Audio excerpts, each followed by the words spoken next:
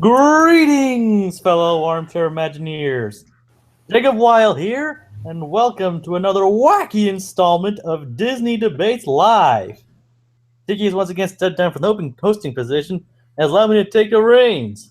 In honor of April Fool's Day, we are embracing the wackier and sillier side of Disney with a few shakeups along the way. And now, time to meet our contestants. In this corner, we have the usual host of So You Want to Be Imagineer, winner of the last debate, hoping to hold up his original title, the original Tiki. How you doing, Tiki? It's just Tiki. You don't have to call me the original Tiki. That's I know, my screen name. The artist formerly known as Tiki. Right? I just have that screen name on WDW Magic because Tiki was already taken. Well, there are people trying to. Well, didn't you know, Tiki? There's people trying to take your name. They're trying to take your name, and so that's just Jacob is basically just stating that you're the original Tiki. That you're the one. Yeah, you need like a Polynesian business card with like a single Tiki on it just to say your name. Okay, you know what? I actually did design a Polynesian themed business card in Microsoft what was it? The freaking Adobe software that makes you design logos. I forget what it even is. I'm an idiot. Jacob, move on to the next person. Sorry about that, everyone. In the other corner, we have this man who scores us some very awesome interviews. Give it up for Sandy Claus. Thank you. How you doing, Sandy?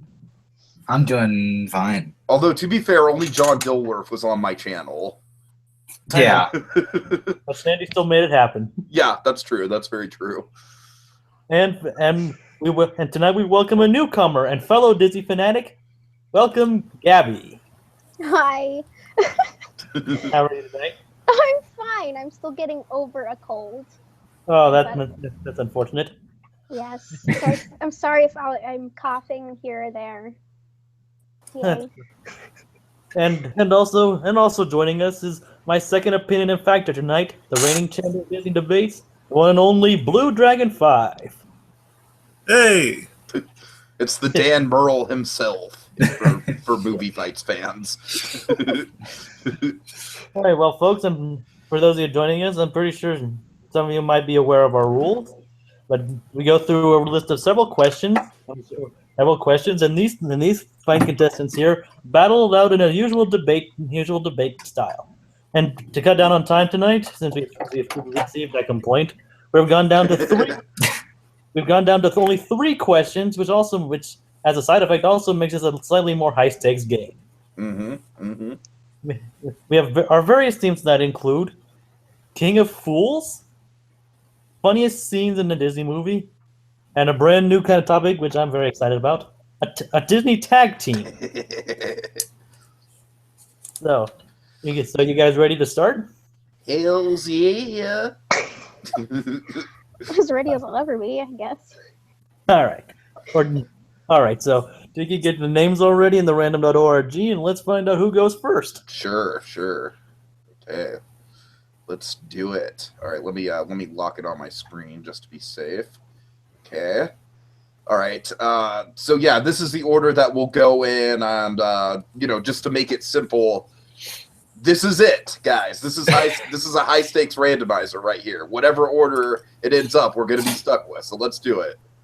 And forgive me if I mess up anything. This is my first time hosting. All right, so Gabby, you got the luck of the draw here. Oh, last. Yeah. So that's good for you. I'm happy for that. Me too. You have no idea how thrilled I am. So it's Sandy, Tiki, Gabby, then Tiki, Gabby, Sandy. No. We're just gonna do it, Sandy, Tiki, Gabby, the whole way through, Jacob. Oh, all right. I didn't. Yeah, I didn't that's know. what we did last time. Okay, yeah. so like I said, sorry. It's fine. You host jitters and all that, but okay. It's okay. So Sandy, you go first. So Okay. Sandy, the question is, which Disney character would be the best King of Fools on Topsy Turvy Day? All right, and for that one, I had the Cheshire Cat from the original Alice in Wonderland cartoon. I think the Cheshire Cat. Wait. What? We're going round table and just saying our answers before we get into. To get in the rhythm of things. Okay. I'm getting ahead of myself. I had the Cheshire Cat. Okay. And I have everyone's favorite henchman, Kronk. Right. And I picked Tigger from, Winnie the Pooh. All right, sorry about that, everybody. It's fine. It's fine. And so, Sandy, you go first. Why is Kronk? I mean, why was Cheshire? Why would Cheshire Cat be the best king of fools? On Topsy-Turvy Day. I think the Cheshire Cat would be the perfect candidate for the King of Fools because he's a trickster and he knows how to have fun. He's mad. He's crazy. He can shapeshift. He can teleport. He can stand on his head and perform all kinds of great tricks. He's a very entertaining character and can spice up the party with a snap of his paw. Okay, that was very efficient. Yeah. All right, my opening statement, folks. Who doesn't love Kronk? He's the ultimate. He's not just the ultimate henchman. He's the ultimate lovable doofus. And what better to represent the King of Fools than the ultimate lovable idiot? Seriously, I feel like Kronk more than any of these two characters represents exactly what you want in a King of Fools. You want someone who is genuinely dumb, but you also want someone who's fun, you want someone who's easygoing, and you want someone who's not afraid to laugh at themselves. And I think that's the ultimate thing that Kronk has going for himself. He doesn't take himself seriously, he's not afraid to make himself the butt of his own joke, and he's just got a very, very easy demeanor. And as long as he gets that approved thumbs up from Poppy, he's all good. So vote with your heart, judges, and give the King of Fools to Kronk. Oh my gosh. Okay. By which he means Cheshire Cat. Oh, Cheshire Cat. Okay. I'm assuming it's my turn. Yeah. Yes, it is. Tigger would actually be the best because of his attention deficit disorder. Now, normally ADD or any kind of mental illness is looked down upon because it is a mental illness. However, since it's the Topsy-Turvy Day, he obviously wins the cake by being the most foolish fool of all. He's crazy. And there you go. Okay. All right. And now it's time for now, ladies and gentlemen. Now that they've got their initial answer out of the way, it is time for free-form discussion. Whee! So you three talk amongst yourselves and decide, and say mine is good because and yours sucks because. Oh, mine is good because he's Cheshire Cat, and your guys it sucks because he's not. Hey, that's my answer. Sandy, I feel like Cheshire Cat would be above something like the Feast of Fools. I feel like he'd see the proceedings of the Feast of Fools and he's like, oh, I don't need to bother myself with any of that foolishness. Or either that or he just trolled the party. I But feel like Kronk might be too stupid to actually understand that there is a party going on. All right, just a disclaimer, everyone who's watching. My comment earlier, the first comment I made about everyone else is being stupid, that was a joke. I wasn't being serious. I'm not that full of myself. Okay. We're all being fun. Yes. All right. Just to be fair, disclaimer. I think my character is the only one who's actually like legitimately unintelligent. Well, yeah, Crazy. that's the thing. Kronk is a nice guy, but he's a dork, and he could become very annoying very quickly, Yes. which does not make for well. It doesn't make I for large strongly audiences. disagree, sir. I strongly disagree with that statement. Who does not love Kronk? Kronk is one of the is most- lovable, but he's not foolish. He's just weird. He's not silly. He's just kind of a dork, like Sandy was talking about. So I mean, I couldn't see him winning the King of Fools because he's not foolish. He's just kind of dumb. And consider this, Tiki. Consider this. We all think. I mean, Kronk is obviously he's a character in a movie, so the audience thinks he's great. He's this lovable guy and everything. But what character in a movie actually thinks he's lovable? Everyone thinks he's an idiot. If you think At the about same that. time, though, no one really likes the Cheshire Cat because he's tricky. No one can trust him, and you don't like people that you can't trust. Well, everyone hates Tigger. I mean, come on. No, Well, no, how I- is Tigger okay. not lovable? I'm kidding. I'm kidding. 30-year-old women and men loving Tigger, even though he's absolutely crazy, like I said, with his attention deficit disorder. Okay, Even though I personally have no problem with people who have ADD. let me touch on that for just a minute because I kind of feel like that's a touchy subject, like bringing the and I'm gonna approach this as delicately as I can because you're Yeah, new. go for it. No, go for it. But I don't can know. take Like, frankly, I'm not really comfortable with the idea of saying like, "Oh, Tigger has ADD," which, by the way, is just a fan theory more than anything else. I don't necessarily think that's canon. I mean, it's a fan. Like, look, I subscribe to the Pixar theory, so I'm not one to be above fan theories. But I'm just saying, in terms of canon, it's not. And also, I don't know. I think there's something just inherently flawed in this argument that, like, since Tigger's got ADD, he's just crazy. I'm like, and this is coming. This is coming. Understand. Yeah, and I'm just like, you don't want to call people with mental illnesses crazy. I think that's a good No, answer. I understand. I understand that. I actually do have some friends who have mental illness, and actually I do have some family members who are mentally ill. So I guess with the way I say it, I'm not saying it against them because I do understand the people Like I said, who it's a touchy subject. It is, and I do understand where you're coming from. At the same time, though, I know, as I was saying, ADD is actually looked down upon a lot. So if you go back into the time when the Hunchback of Notre Dame was, it's supposed to be like, what, 1800s? I mean, mentally... 1400s. Okay, 1400s. Sorry about that. I mean, mentally ill people are looked down upon heavily. So, I mean, I think he would actually win just because he was looked down heavily. Like I said, I actually know a lot of people, and I have family members who have mental illnesses that I don't see them any different than anybody else. It's just because based on what Topsy-Turvy Day is, or based on the time, it's looked down upon heavily. Therefore, since it is, the opposite day, he could be seen as, oh, he's perfect. All right, but you see, the way I'm envisioning this going down is just basically like the townspeople essentially trolling Tigger, and it's just heartbreaking because no one wants to see Tigger get trolled. Whereas, I understand. Whereas, like I said, I think Krunk is so oblivious that even if people were outright like malicious and throwing tomatoes straight at his face, he'd be like, "Yay, tomatoes!" Yeah, if people throwing tomatoes at him, he'd just make a salad. That's all he'd do. Exactly, and that's exactly why you want Krunk as a king of fools. He's perfect. Wait, what did I just say? Am I defending? What am I doing? What are you doing? All right, Sandy, let me address one major thing with the Cheshire Cat, all right, that I need to get off my head. If you're like the planning committee for the Feast of Fools, you cannot trust that Cheshire Cat. The Cheshire Cat, his whole character is like upruling authority, and like if you have the Cheshire Cat as the Feast of Fools, he's not going to. First of all, he's not going to stand for the shit of like being tied up and having. That's what I'm saying. That's what being the king of the fools really represents. If we're really talking about the semantics of Hunchback, and Krunk is someone who can take. Krunk is someone who's going to take the verbal harassment of that in stride. Can I just say something real quick? Yes. Sure.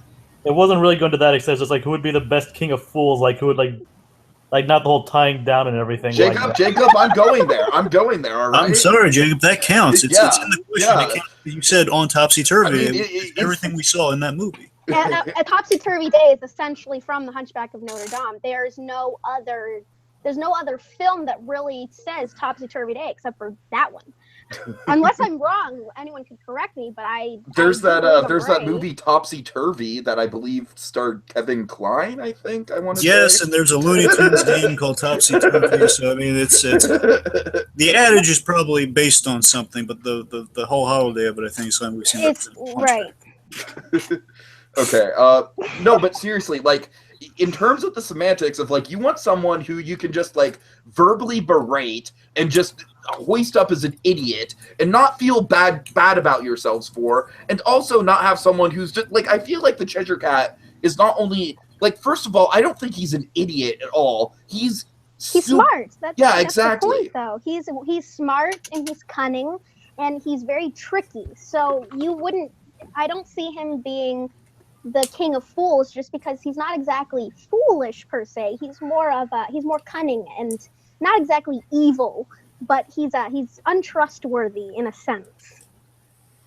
Yeah, and he wouldn't stand for being mocked and publicly ridiculed like that, whereas I think Kronk would be like, "You're all staring at me. I love you. Oh, thanks for all the attention." But couldn't Tigger be doing the same thing though? I mean, Tigger, in a sense, sometimes he's not all there. I mean, he's just bouncing around doing God knows what. I think Tigger So- would be more sensitive about it. I don't know though, because Tigger is other than Eeyore. I mean, Eeyore is probably the Oh God, we would not want to have Worst Eeyore in that position. Oh God, no. But, I mean, Tigger is just a goofy, weird, and he's lovable. So if he was tied down and everything, because evil dude, I mean, I think maybe he could feel a bit sorry for himself. But I think at the same time, I don't know if he'd really understand what was going on. I mean, all he knows is the 100 Acre Woods, anyways.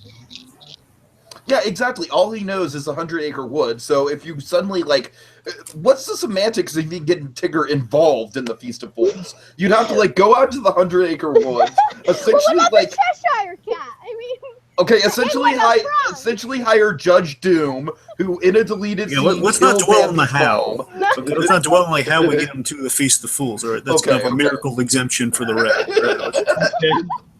But still, Tigger is very you make a point that Tigger is very used to a secluded environment. He's used to this. yeah, so he's kind of not all the way there. So him being foolish makes perfect sense because he's not used to it. But I think him being thrown into this super hectic, nightmarish setting of all these people and this claustrophobia, it'd be overwhelming to him, and I think he'd shut down. Whereas Kronk is used to being the center of the tension. Kronk's used to being the village idiot. That's basically Kronk's whole role. All right, let's hear a bit more from Sandy. I mean, Yeah. let's hear a bit more from Come on, Sandy. Sandy. Okay, well, Lay it on thick, Santa Claus. okay, well, if you watch the movie, the original Alice in Wonderland movie, no one really likes cats except Alice. The Red Queen doesn't like cats. The Dormouse hates cats. The Red Queen always screams "cat" whenever someone even says the word. So, and the Cheshire Cat is completely cool with it. He just sticks his tongue out and disappears. I think he could live with being ridiculed and mocked. I think that's why he is the way he is when everyone is largely displeased by the presence of a cat alone. But Not he's to mention- literally an all-powerful being, though. It's I just don't see him.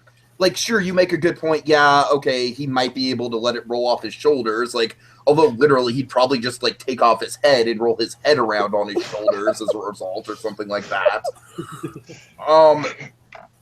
But still, Sandy, it's the Cheshire Cat is he's way too intelligent to be the king of fools. I think that's the main sticking point with both Gabby and I. Yeah, he is a bit.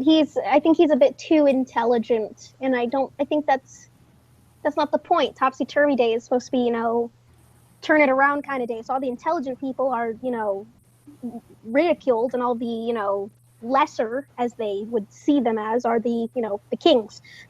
So I don't see Cheshire Cat being this, king of fool, because he's freaking smart. All right. I think. Well, Kronk must have some sort of intelligence if he's worthy of being Yzma's henchman. He's Yzma's henchman because he's just an easy whipping boy who will just do what he's told. Terrible. No, I'm just saying. He'll just do what he's told. He's just easy to control. If you do remember in the Emperor's New Groove, I mean, he wasn't easy to control at the end of it. I mean, he tried to kill her. Oh gosh! He did. What? Do we not remember this? He tried to drop the chandelier on her. Yes, he tried to. Yeah, he had the devil and the angel on his shoulders, and they're all like, "That'll work." Because she insulted the spinach puffs. Yeah, she's like, and by the way, I never liked your spinach puffs anyway. And they all three of them are like, ooh, And he did feed into his bad impulse. The devil on his shoulder is the one who said, "Yeah, let's take her down." Yeah, he's like, let's take her down. Jacob was literally ready to call it, and then you guys started attacking Kronk like this. That's what happened. Well, I mean, I was about to say because nothing new had been brought up, but then they brought something new up. So It was interesting. So actually, hey, do you guys have anything else to say regarding anybody else? don't think so. I'm pretty much done. I mean, I'll defend the point that was just brought up in my closing statement. So, What about you, Sandy? Have anything else to lay on? Nope. No. All right, then my time for your closing statements. cue the R2 sound effect. Thank you. Thank I you. was just waiting for the key phrase. I didn't get it. So okay. Sorry. Okay, Sandy. Well, we're talking about the Sterling Holloway Cheshire Cat here. He's crazy, you know. You don't know whether he's good or bad. He's a trickster. He's loose and carefree, and by the looks of it, knows how to have a fill-in meal too. I mean, he's pretty chubby. You know, who wouldn't want to, chill with this guy for a while? You know, I think he could take a few negative jokes aimed in his direction. That's it. Okay. Yeah, so Kronk, God damn it, I'm still trying to... I'm reeling from that last attack, man, seriously. I thought I had it so well. Like, literally, I didn't even remember that he tried to kill Yzma. I'll yield to you on that. You're welcome. Neither did I. I didn't either. Okay, but let me compose myself for just a minute. Okay, so... Kronk, in spite of the fact that he turned on his henchman, who was pushing him to the limit, he loves being the village idiot, and he loves making other people happy. And I think at the end of the day, that's what the King of Fools is all about. It'd be about being willing to laugh at yourself and have other people laugh at you for the sake of the greater community. And I think that's exactly what Kronk represents. And, I'm going to bring Kronk's New Groove into the equation as well. And Kronk's New Groove, you see him basically being the village idiot who everyone freaking loves. Everyone loves Kronk. He's everyone's best friend. And I feel like that'd exactly be the situation at the Feast of Fools. People would just revel in how much of a doofus this guy is, and Kronk would just let it roll off his shoulders and just enjoy the attention and just literally make lemons out of lemonade when it comes to the tomatoes being thrown at him. Make lemons out of lemonade? He makes tomatoes into pasta. That's more impressive though. Making a lemon out of lemonade. That's like pulling a Superman, kind of turning their earth back. Yeah. All right, I'm done. Yeah, I just had to point that out when you said that, make lemons out of lemonade. But again, how impressive! I feel like if we got back or something, we'd do that. That laugh was hilarious. That was great. I enjoyed that. I'm sorry. Oh, jeez. Oh, All right, okay. Gabby, your closing statement. I think Tigger would be the best. I think he would make the most foolish fool because he's just out there. He's oblivious and he's lovable. So who wouldn't think, oh yeah, this, random tiger thingy jumping up and down, this thing is absolutely ridiculous. Yes, he wins. He wins because it's Tigger and everybody loves Tigger. Okay. I find this argument invalid. Okay, now that everybody's made their closing statements, I will delegate with Dragon for a little bit and that. So. Gabby, unfortunately, though you did make some good points. Ultimately, they didn't raise many good points. They didn't raise many enough against the other two. Personally, I mean, your arguments were good, but they weren't particularly strong. There were many, but they weren't entirely strong arguments. Keep in mind for future, to keep an argument strong and varied. That'll get you very far in this. So, sorry, you're not in. That's fine. Thank you. And Sandy, they did. Yes, I win! Sandy, it's between you and Easy, Tiki, eager honestly. beaver, Hold your easy. horses, man. Honestly, I know. so honestly, it's between you and Tiki. But you both raised some pretty good arguments, but I kind of do have to agree with what both Gabby and Tiki said. The Cheshire Cat from the original, he's too above it all, and he wouldn't he'd be more.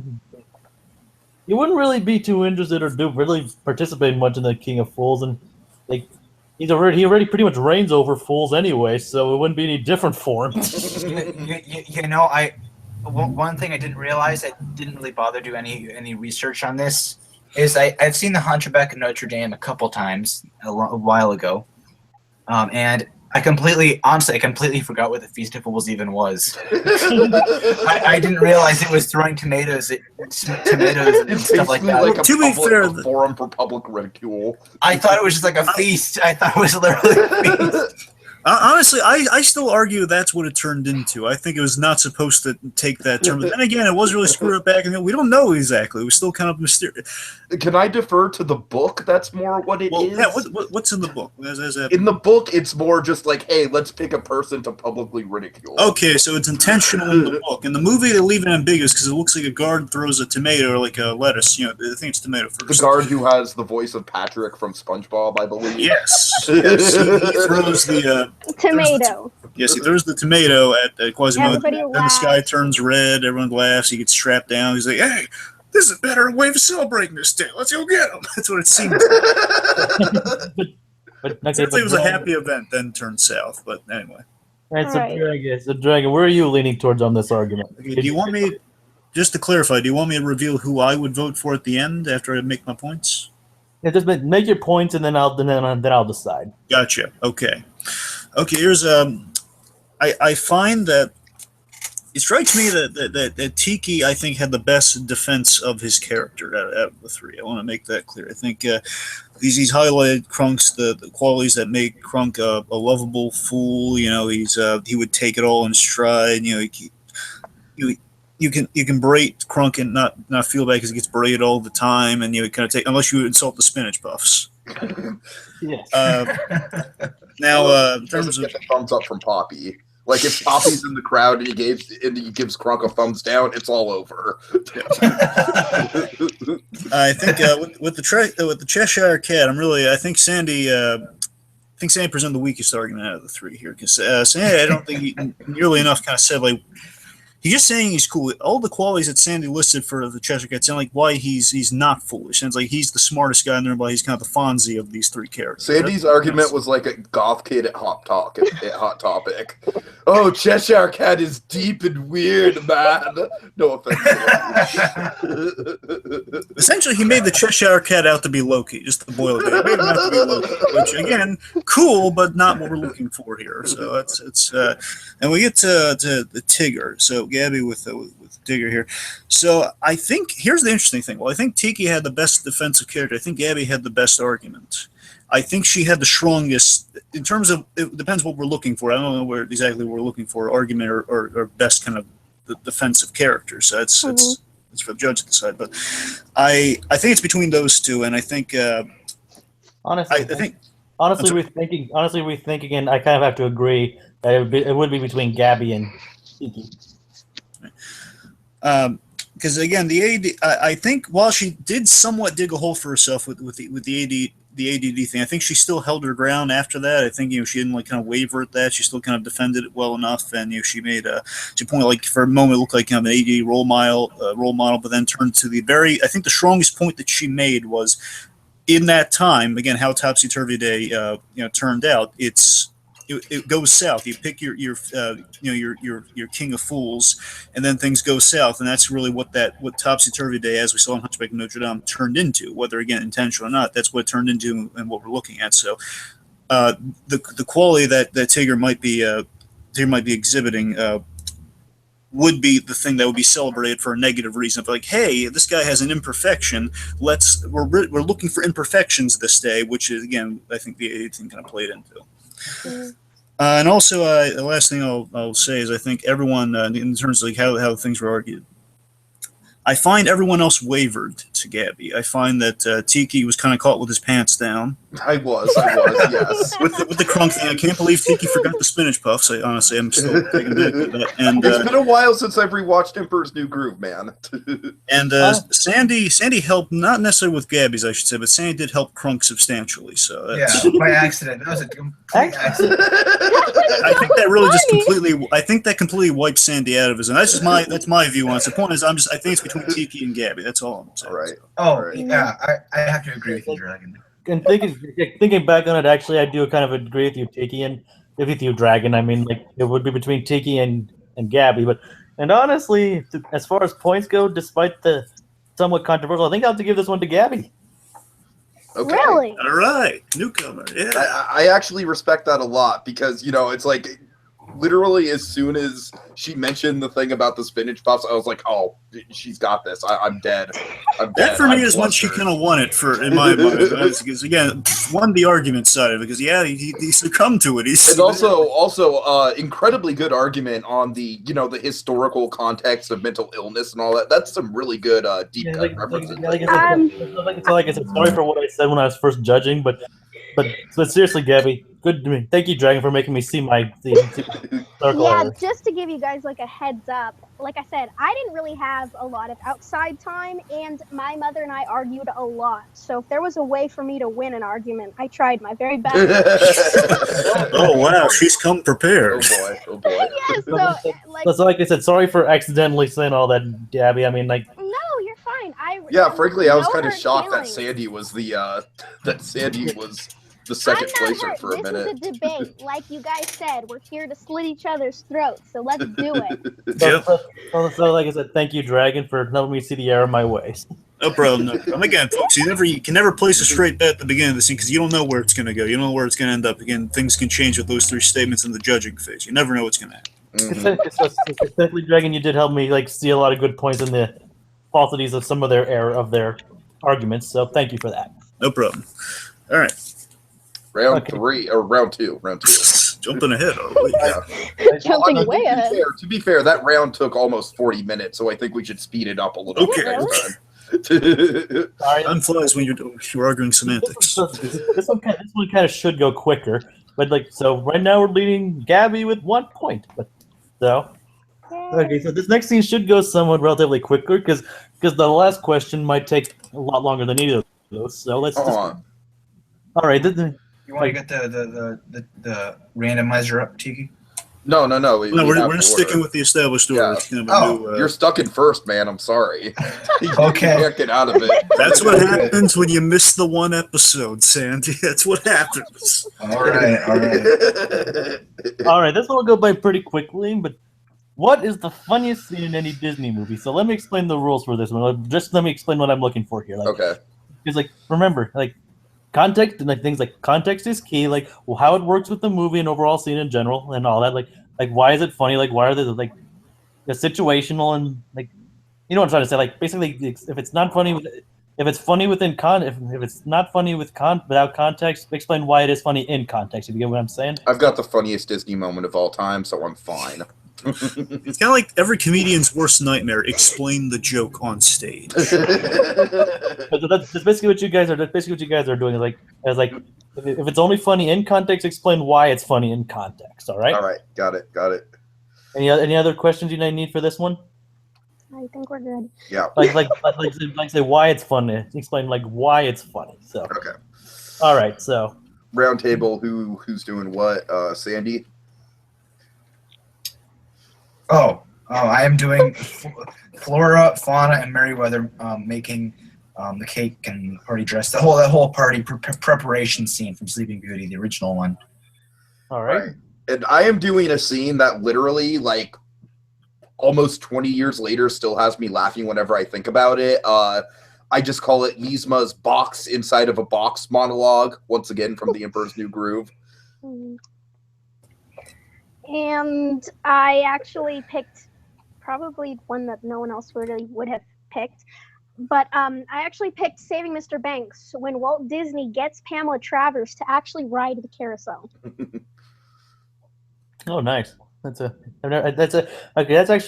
one. I haven't actually seen that, so you have to so that won't be detrimental to your argument anyway. But you have to probably explain that a bit more. You haven't seen I Saving Mr. love Banks, that movie. Jacob?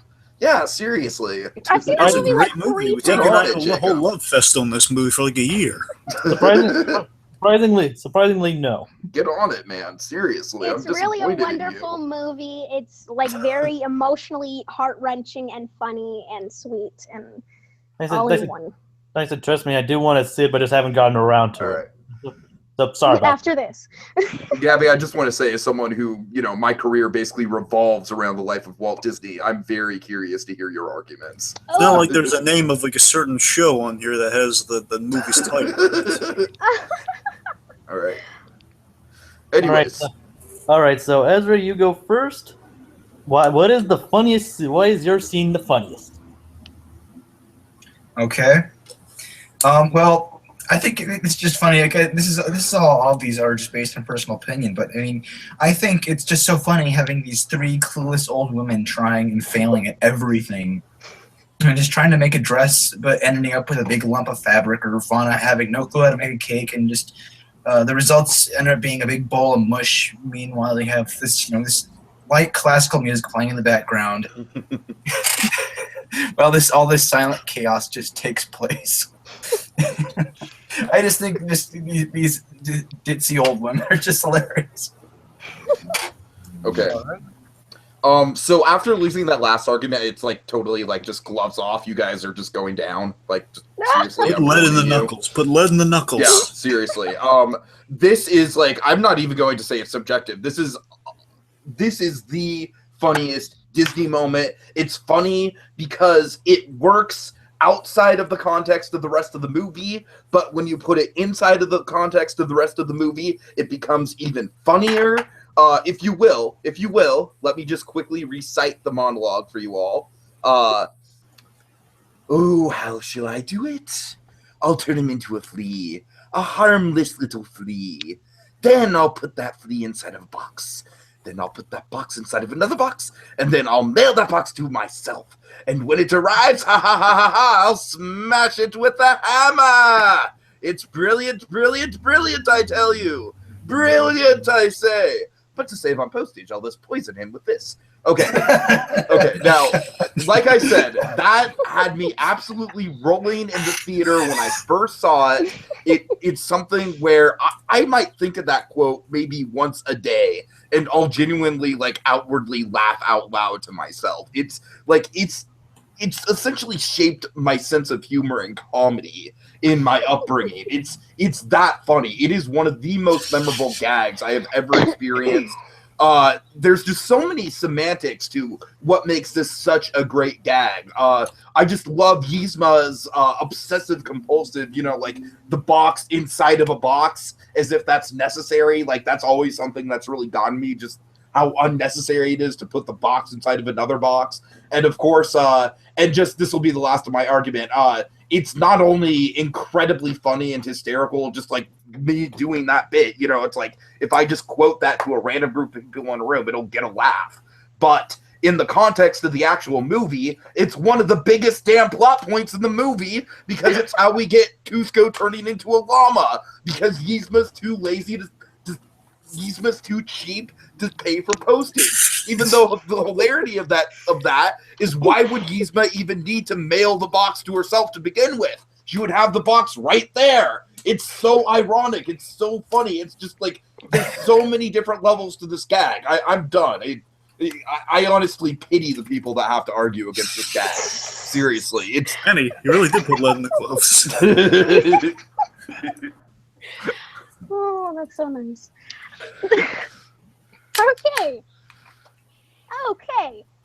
So, in Saving Mr. Banks, since so some of us haven't seen Saving Mr. Banks, Jacob. Sorry. the point of Saving Mr. Banks is the story of Mary Poppins. How a woman named Pamela Travers is literally fighting for her rights of Mary Poppins between a man, named Walt Disney, of course. So he is desperately trying to get her to sell the rights so he can make this movie, because he promised his little girl, and she is just bitter, stubborn, and she just wants no part of it. So in the movie, he takes her to Disneyland, part of a way to convince her to, give up Mary Poppins. And he basically tells her, hey, come on, ride on this horse. It's my wife's favorite horse. And she's like, no, thank you. No, thank you. And at one point he just says, get on the horse, Pamela. So she's like, okay. She gets on, and, he basically tells her that he was in a, what's the word I'm looking for? Bet. Yes, he was in a bet. He made a bet with the Sherman brothers. Mm-hmm. And the bet was he could get Pamela Travers, this bitter, stubborn woman, on a ride, and he won $20 out of it. And the reason why it's funny is it's it's Walt Disney. It's portraying Walt Disney. We don't know exactly if this is something that Walt Disney actually did, but based on all of the documentaries, all of the interviews that Walt Disney's done, we know that Walt Disney is very funny, very sarcastic, very down-to-earth man.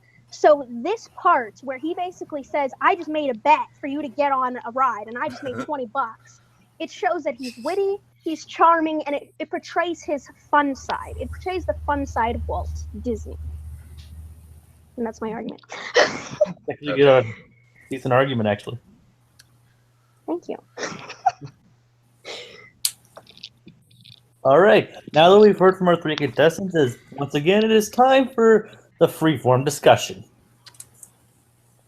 Okay, again, gloves are off. Behind the scenes, Walt Disney was not a fun and charming guy. Walt Disney was a terrifying, intimidating boss. He was a perfectionist. He would do whatever the hell it took to get the job done, even if he gave his employees a heart attack. It's what led to the strike. It's what led to his company splitting in half. At the same time, though, you have other people that personally knew Walt Disney that knew the other side of him. Yes, he was a businessman, and that's what you call a businessman. Businessmen do whatever they can to make sure that their business is up and running in the best that they can possibly have it. But his family knew him as a loving, caring, hardworking man. He was funny. He was witty to them. Yes, he was a hardcore businessman. At the same time, though, he was funny. And people that knew him and loved him well, I mean, even some of the Imagineers that were still alive, they talked about how even though he was hard, he was loving, caring, and you were part of Walt's family. Everyone was on first name base because he was loving, he was caring. Yeah, he may have been hard. He may have been a hardworking, whatever, but everyone knew him as a loving, caring person when you get down to the bottom of it. At the same time, though, I am going to bring back, what year it was in context. I mean, it was the 60s. I mean, that's just how people were in general. Yeah, Tiki, come on! How dare you? Okay, How you know what? dare you? You know what? I honestly I think I might have overshot the whole Walt Disney was a very intimidating guy because I honestly just wanted to say that for shock value. You made him sound like Walter White. I know, right? He like, struck fear in his employees. I'm like, give me a second here, because I played Walt Disney when I was in 5th grade. I had to Really? dress up like him. I did. I dressed up like him. I made a speech for him. That's Walt awesome. Disney is my hero. So if you want to have an argument against Oh, man. Walt Disney, be my guest. But I can tell you. And will again, I rip remind to you, I shreds. work at the Walt Disney Family Museum, so I know all about what it's like to idolize Walt Disney. That's literally Walt what my Disney is- job is. He literally took nothing. And yes, like I said, even though he was hard, I mean, he had to be, especially in the times that he was. He had to claim bankruptcy. I mean, even the freaking newspaper. I mean, he wasn't creative enough. Really? It's Walt Disney. I mean, but if you look at it, there were times that he had to be hard. But it's because he had to be. He was a businessman, and that's what true businessmen do. And this argument has nothing to do with why it's a funny scene or not. I know, and right? I want to bring that back around to that. Yeah, seriously, Jake. Let's focus on the scenes, guys, not the character of Walt Okay. Disney in general. It's a charming moment. It's a charming moment. Hey, guys. Wait, hold it, Jacob. I was just trying to say, I just wanted to see where the argument was going, so that's why I didn't stop it sooner. No, you're fine. Okay. But seriously, any more derailments like that, it will be costly to your overall argument. Oh, man. I feel like I'm just overshooting it here with my shock and awe tactics. We're not hearing much about Sandy's pick. That's a little word of warning for everyone. Not hearing much about Sandy. Yeah, Okay. seriously, Yes, guys. Sandy. I feel like Sandy's bit is a little repetitive and it hasn't exactly aged well. It's a good bit of character animation, and I think you can study it for the humor in the character animation, but just the whole oh, make it pink, make it blue, make it pink, make it blue. It gets old after a while to me. That was, to tell you the truth, I'm speaking from the heart here. That's always one of the sequences when watching Sleeping Beauty I was kind of least engaged in. And I know it's a classic scene, but I don't necessarily think it really does. It injects a bit of humor into the movie, but it's basically just on life support with humor in that movie. So it's just a desperate attempt at humor. It was on life support. No, seriously, the dress scene is essentially that movie's comic relief life support. All right, well, Sandy. All right, well, this is Rose's 16th birthday, and it's looming and dreaded. So having this lighthearted funny, lighthearted scene is perfect right before the darkness that is soon to come. Just three ditzy old ladies trying their best to making the best of bad situations. And of course, they all break out the wands and everything turns fine at the end. But I'm not talking about the make it pink, make it blue. I'm talking about them trying to make do without the wands. This is before they break the wands out. See, and So that part, your argument, Tiki, is valid because that's not what I'm referring to at all. the part that you are talking about, though, where she's basically taking the 2 eggs, and when it says fold them in, she's literally just Yes. putting 2 eggs and folding them in. How I Then knew she just realizes, oh wait, Sandy, I did you not reference the pink and blue? I'm sorry, Sandy. I just want to clarify. Did you not reference the pink and blue thing as part of your opening statement? that was Because I could have sworn you did. I did not at all. He did. He said, "Make it pink. Make it Thank blue, you. make it Thank pink, you. make it Thank blue." you. I had everything written. Thank here. you. Thank I you. I have everything. Listen, I know I heard it. I know I heard it. I have Right. everything written here. I read everything. And you word know for what, word. Sandy? That's just going to be a piece of my argument. It's such a long sequence, and it drags. It's like, yeah, first we get the Yeah, whole, like Abby was mentioning, like the rolling it up, and then they break out the wands, and it's even more comic shenanigans. And meanwhile, I'm looking at my watch. All right, wanna know listen to me the though. Listen to me dragon though. And the The dragon's only- coming. All right, hold I'm it. not the Hold dragon. it. Okay. Hold Let it. them- The Sandy. only Oh, thing wait, I hold it. ever Hold it. Jacob. Like, let Sandy speak. honestly, come on. The only thing I ever mentioned about the dress, the only thing is they're trying to make a dress but end up with a big lump of fabric. That's the only thing I ever said. I never think you said make it. red and blue. Well, fabric. you heard. I'm sorry, Dragon, but you heard completely wrong. 'Cause I have everything. But I had Sandy, everything It's still, written it's here. still the same scene. It's still transitions in there's not a scene break between when they don't have the wands and then when they break out the wands. And that's what I'm trying to say with my argument against you is it's just like I don't necessarily like the one thing I can give that scene is that the character animation is very well done. It's a great bit of character animation on Ollie Johnson's part. Like the fairies are one of Ollie Johnson's best character animation bits. However, I think the pacing of that scene is all off. I think just the fact that we can't find a clear, definitive where does the scene that you're talking about begin and where does my scene end? I think that's an argument against you, frankly, that I can't even distinguish. And it is all the same scene. I want to. I'm going to use my lifeline. I'm going to use the lifeline. I want to fact check this. Dragon, is it all the same scene? Now be specific. What is all the same? The fairies, doing the stuff without the wand, transition into oh, screw this, we're going to break out the wand. That's all one scene.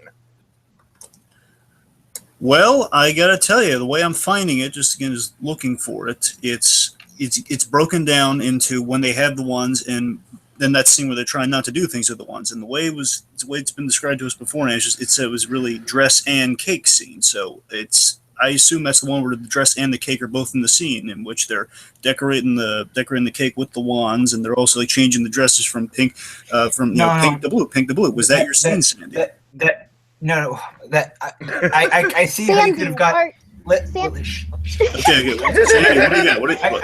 I see how you could have gotten that confused, guys, and I should have been more specific. I meant the scene where Flora is trying to fit the dress over Merryweather and cutting the big hole at the bottom, and they're just trying to do everything the way normal people would without Which wands. again is a charming piece of character animation. I don't necessarily think it's the funniest thing we've ever seen from Disney.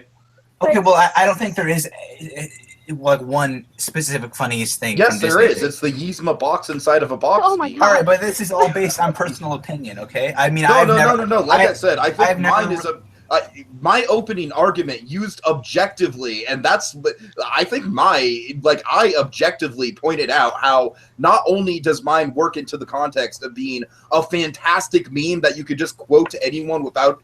Anyone who hasn't even seen The Emperor's New Groove can get a laugh out of that quote.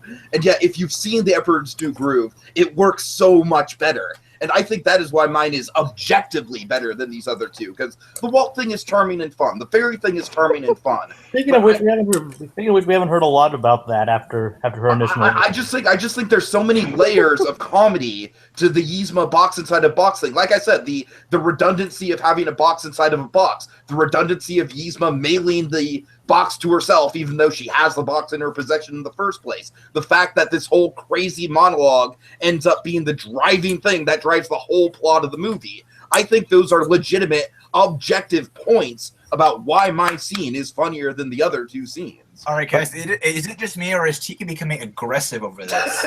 I Tiki warned is you guys. becoming I warned aggressive. you guys. But can I tell you something though, Tiki? Yeah, sure. Your laugh sounds like Prince John from Robin Hood. Oh God. That is the one thing I think of every time I hear it, and it's not meant out of like I'm gonna fact check that. disrespect, but it sounds like. But it makes me think of Prince John every time you It's laugh. funny because I have like my mother's exact same laugh, like down to a T. So I guess my mother sounds like Prince John. Well, it's but the way like how deep your voice is, and just the way you sound while you talk. Not to mention the vibrations of your laughter. You sound like Prince John. All right. You know what? I'm gonna take that as a compliment. It is, yeah. I'm not saying this out of anything, but And not to rain on anybody's parade or anything, but we still haven't heard a lot against Gabby's arguments either. Do we have anything?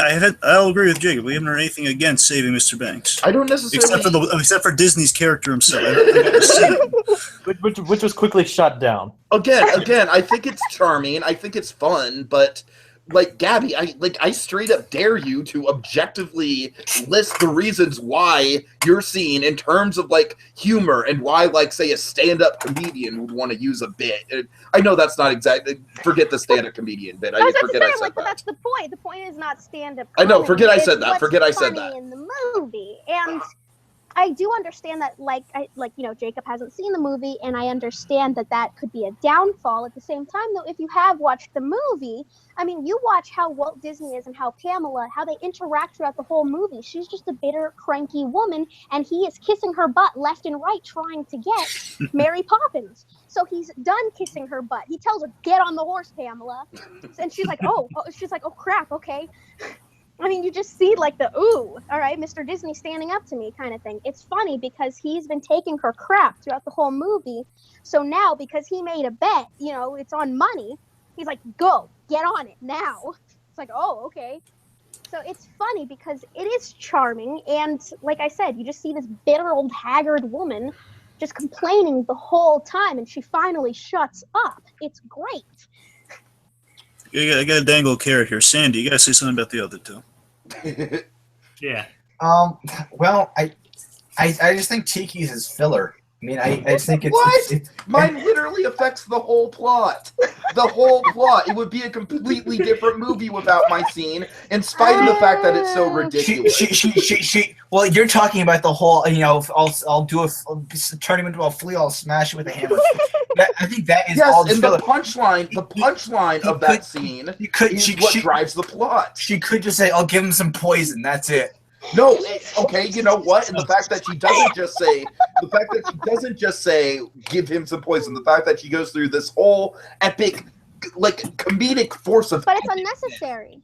It's unnecessary. She doesn't. That's need to that's say what it. makes it so funny. But that's actually, the whole humor of it. But Is how like you said, unnecessary how it it's is. drawn out from Sandy's, like, your watch is ticking, our watch is ticking. We're just sitting there going, No. when is she done with Mine this is like speech? mine is like a 30-second bit. Mine is like a 30 And second. we're waiting for Exactly. her to be done because she won't stop talking. She Yeah, keeps saying, we'll do this and this and that. It's pointless. She doesn't need to say all of that. Eartha She Kitt just probably said- wasted 3 hours of her life trying to get this take right. She 3 literally- hours or more, Man. Tiki. You I really mean, it you literally killed is Eartha pointless. Kitt by supporting this. Oh god. Okay, hold it. I'm calling foul. That's going too far. Sandy. Back up. Okay. I think on that note, I've heard enough. Oh, Time man. for final arguments. Oh, that was Shut so up, fun. Artu. Final argument time. Hey, you beat us to that truth, Sandy. Wow. Sandy. Sandy, you better tread lightly for this final argument. All the marbles are on this, folks. I can just say on the sidelines here, it's looking to be a really close fight. I was gonna go to 10 after, but on that note, I think it's time to end there. Yeah. I was Okay. willing to go a few more minutes, but Sandy had to bring Eartha Kitt into it. yeah. So, You Sandy, killed her. Sandy, go ahead. You know, Eartha Kitt could have been in Batman: Return of the King. All right, If you didn't kill her, Tiki, if you didn't kill her, she could have been in so many other things. All right, enough. Final And Sandy, I'm argument. pointing out how ridiculous your point is to hurt Tiki, enough. your argument. All right. Final argument. We're on to the final argument. Sandy, final argument now. The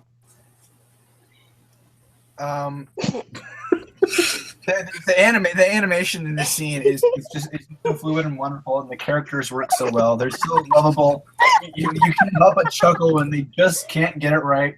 It's such a simple setup, but it's so well executed that it just works. The animation is beautiful. I think I think it was one of the Looney Tunes artists. I think Chuck Jones possibly said this, where in the beginning they wanted to make everything big and extravagant with the expressions, but then as it went on, they wanted to make the expressions smaller and smaller.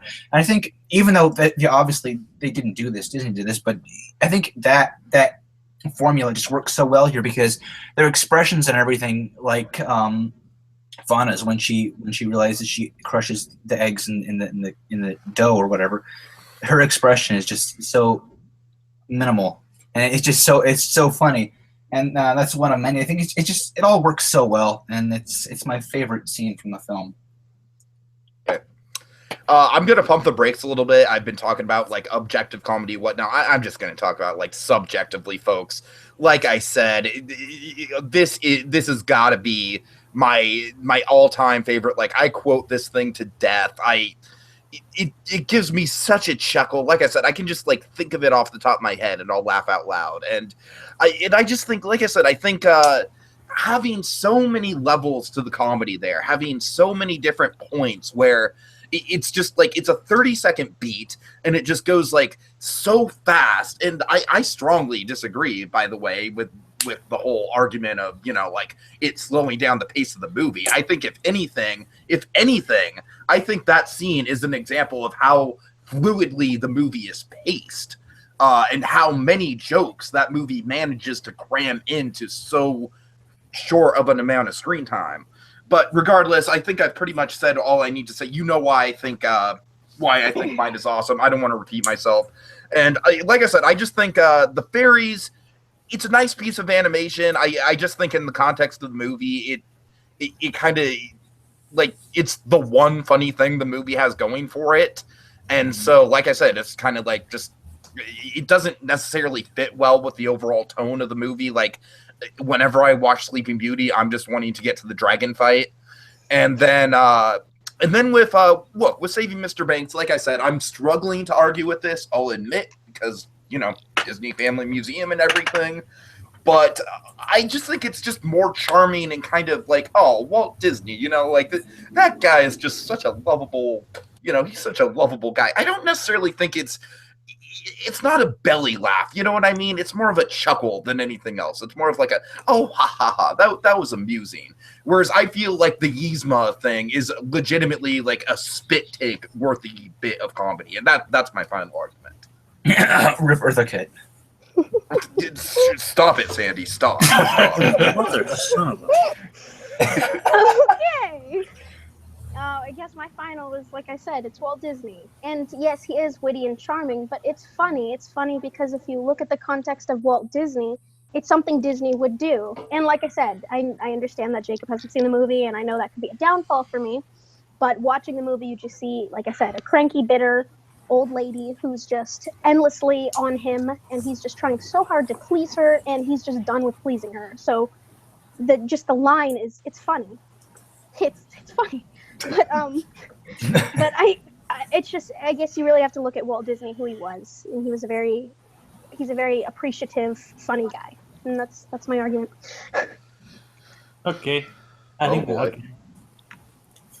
All right, let's get the kind of You might want to defer to Dragon before you announce who's in third place. Can I just say one more thing? Come on, No. Jacob, do it No. for Eartha. No. Do it for No, Eartha. shut up, Sandy. All right, okay, I guess I'll diverse with Dragon first then. Okay, you want me to share my thoughts first? Sure, go ahead. Okay, here's one thing I'm just going to go through. Here. So with Sandy, I I think Sandy he started strong. He started strong with breaking out. Okay, the reasons this scene is funny. You got three kind of counterproductive characters. Not to the plot. I'm saying in the scene that's the gags. Like they're kind of in opposite of what they need to get done in the scene. So the visuals, the animation, the music, it's got all that stuff going for it. He listed the good qualities, which is strong. But I think he talked about why it's a good scene over why it's funny. And I think it's that. More coupled with the fact that I think it was taken down easily. Like Tiki says, it hasn't aged well, it's simplistic, it gets old, it's sensory engaging. The thing that really didn't help, at least on my side of this, again, it's all going to fall on Jacob there. But for me, because again, I just typed in exactly what Sandy said. I got to the other scenes. I'm saying in preparation, I didn't see, and I think compared to what Gabby and Tiki, I think they described their scenes a lot more on the money than Sandy did. But again, I'm saying I think he still represented his argument stronger in the beginning, but as it went on, I think his devolved as it went forward. They repeated a few points about like why it was funny. And yeah, I have to agree with you. And when he basically described the other two as like filler scenes that weren't important, that's kind of when he shot himself in the foot there. Yeah. Let's see, going to Tiki, because that's just kind of going through the order of like how they're presented here. Tiki, of course, I think Tiki and Gabby, they both kind of recapped their moments very well. It was a good strategic move on their part. I think Tiki really broke down why the scene's funny, the various reasons it's funny. I think the plot relevancy was a strong point in his cap. And just for a quick fact check, it is relevant to the plot. For a moment, I thought maybe it wasn't because he just needs the poison needs to get switched up. But I mean, there needs to be the point is it's something that needs to be mistaken, so that is very relevant to the plot. So yeah, I'm weighing in on that one because it was debated upon. So Tiki was right in that it was a crucial plot point. Again, he broke down why very well, and the main crux of Tiki's argument, I think that was strong, is that he said it was memorable. So that's something that none of the other arguments had. The referencing, okay, this is a memorable scene, it's a memorably funny scene, it's something like out of context, in context, it works. So you can watch a video of it. He didn't say watch a video, but I'm saying that essentially kind of so it sounds like you could watch it out of context and it would still play. On to Gabby. So Gabby, very interesting again, a strong newcomer from you. So yeah, I think Tiki was out for blood, and she held her ground. Yeah, firmly. I just want to say I was like super impressed by just how much he just went off when I started talking crap about Disney. Yeah, You do not talk bad about Walt Disney. that was a good clinching argument. Yeah. And I think what that boiled down to is that I think basically it's kind of like Rocky versus Apollo Creed from the first Rocky movie. Is that she took some hits that we all kind of took in terms of shock, but she didn't get knocked out. She didn't. I love Rocky. Are you comparing me to Rocky?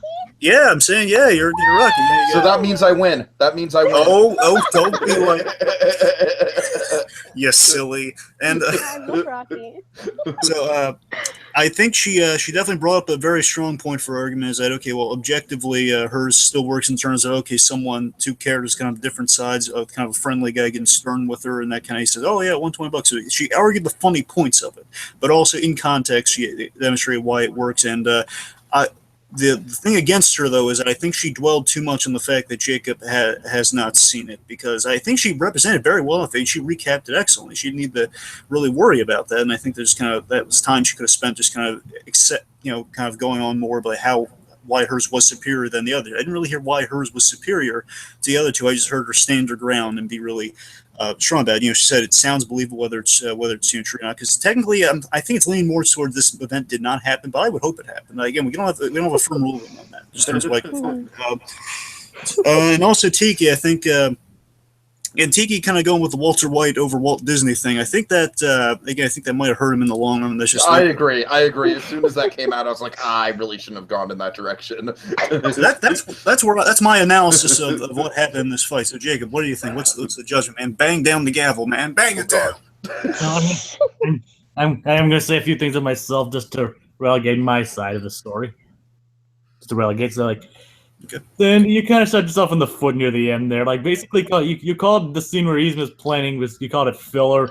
I mean, like it completely works with the plot of the movie. It's basically the catalyst of the whole rest of the act. So, and your scene, like I said, I got more laughs out of you trying to defend it than the actual scene itself. Oh God! Oh, that's harsh.